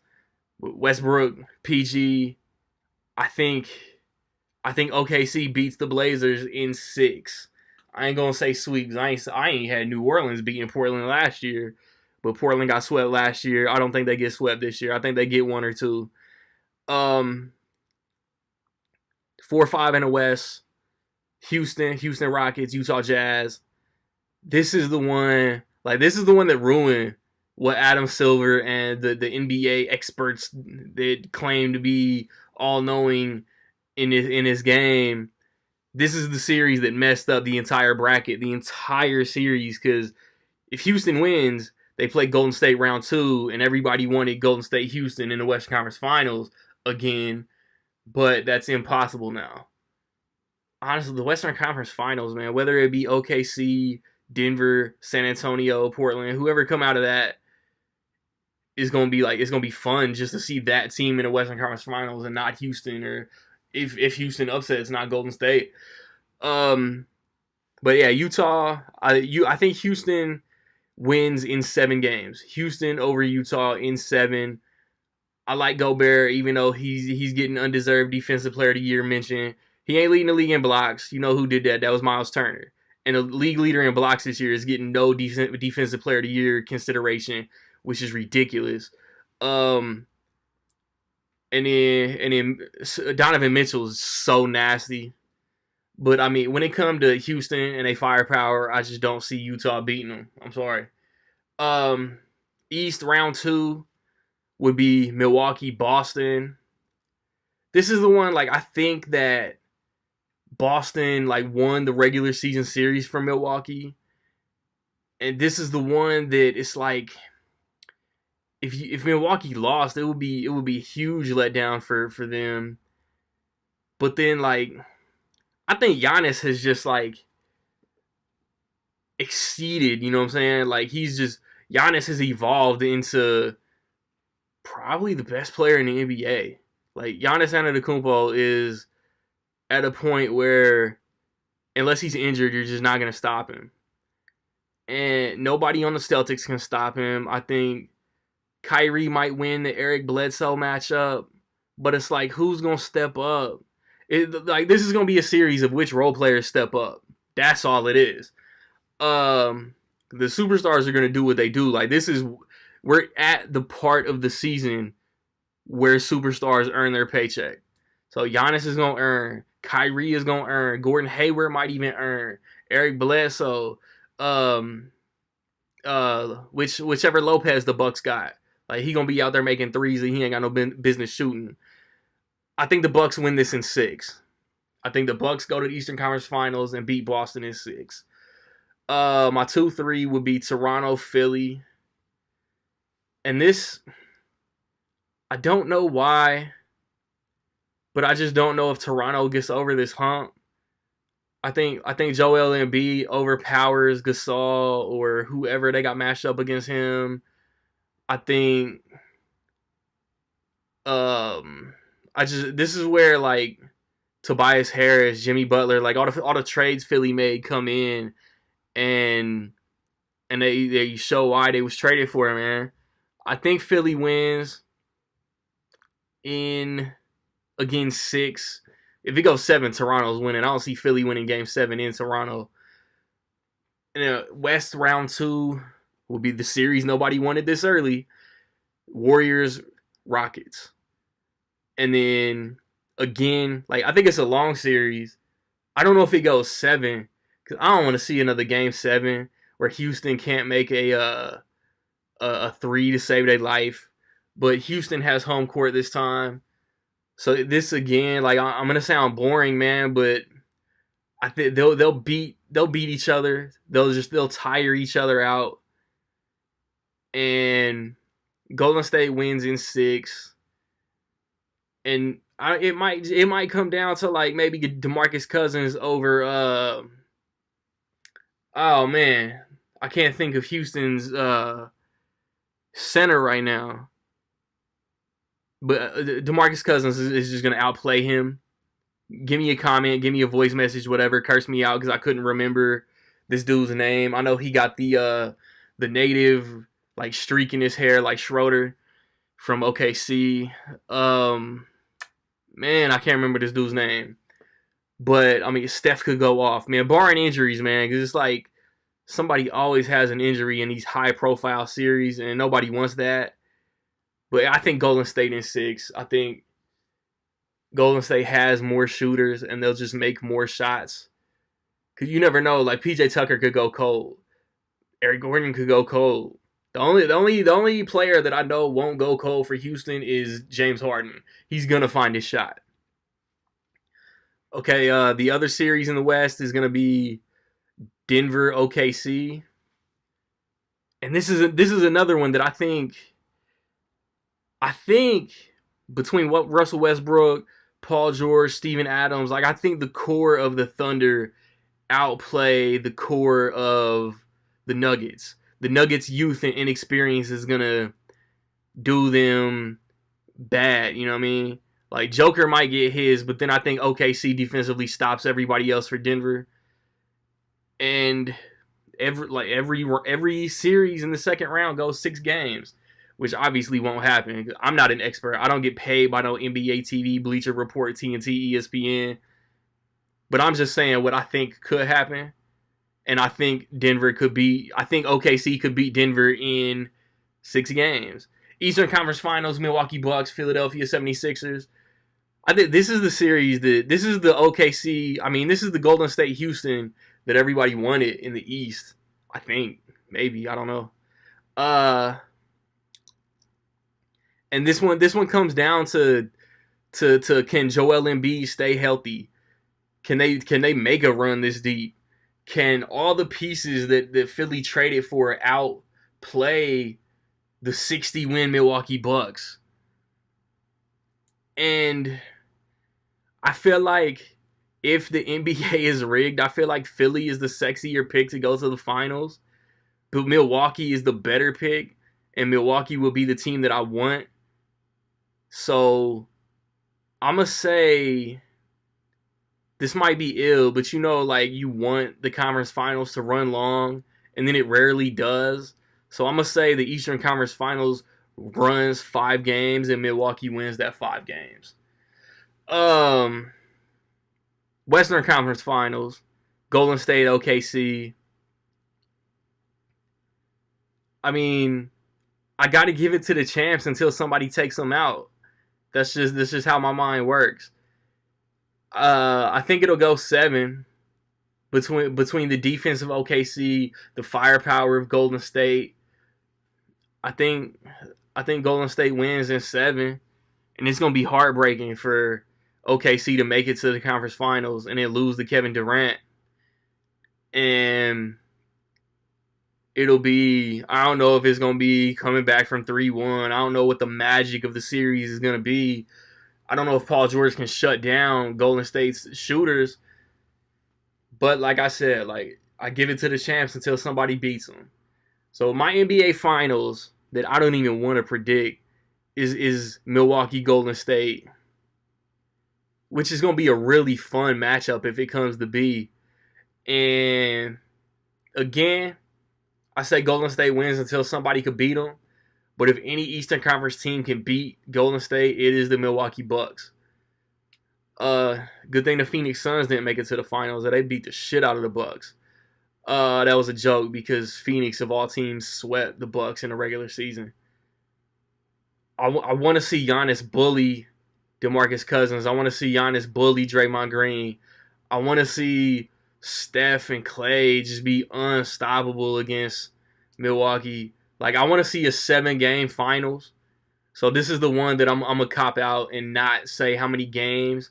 But until the champs can be stopped, I'm going to say they win. So what say you, NBA playoffs, first round, semis, conference finals, NBA finals? Who do you guys have winning each series? In how many games? Who do you guys have going to the finals, man? Drop a comment, drop a voice message. Let me know. And then I'll try to get some people on to predict the NBA finals with me when we get there. If you on YouTube, man, like, subscribe, comment, find me where you find me, man.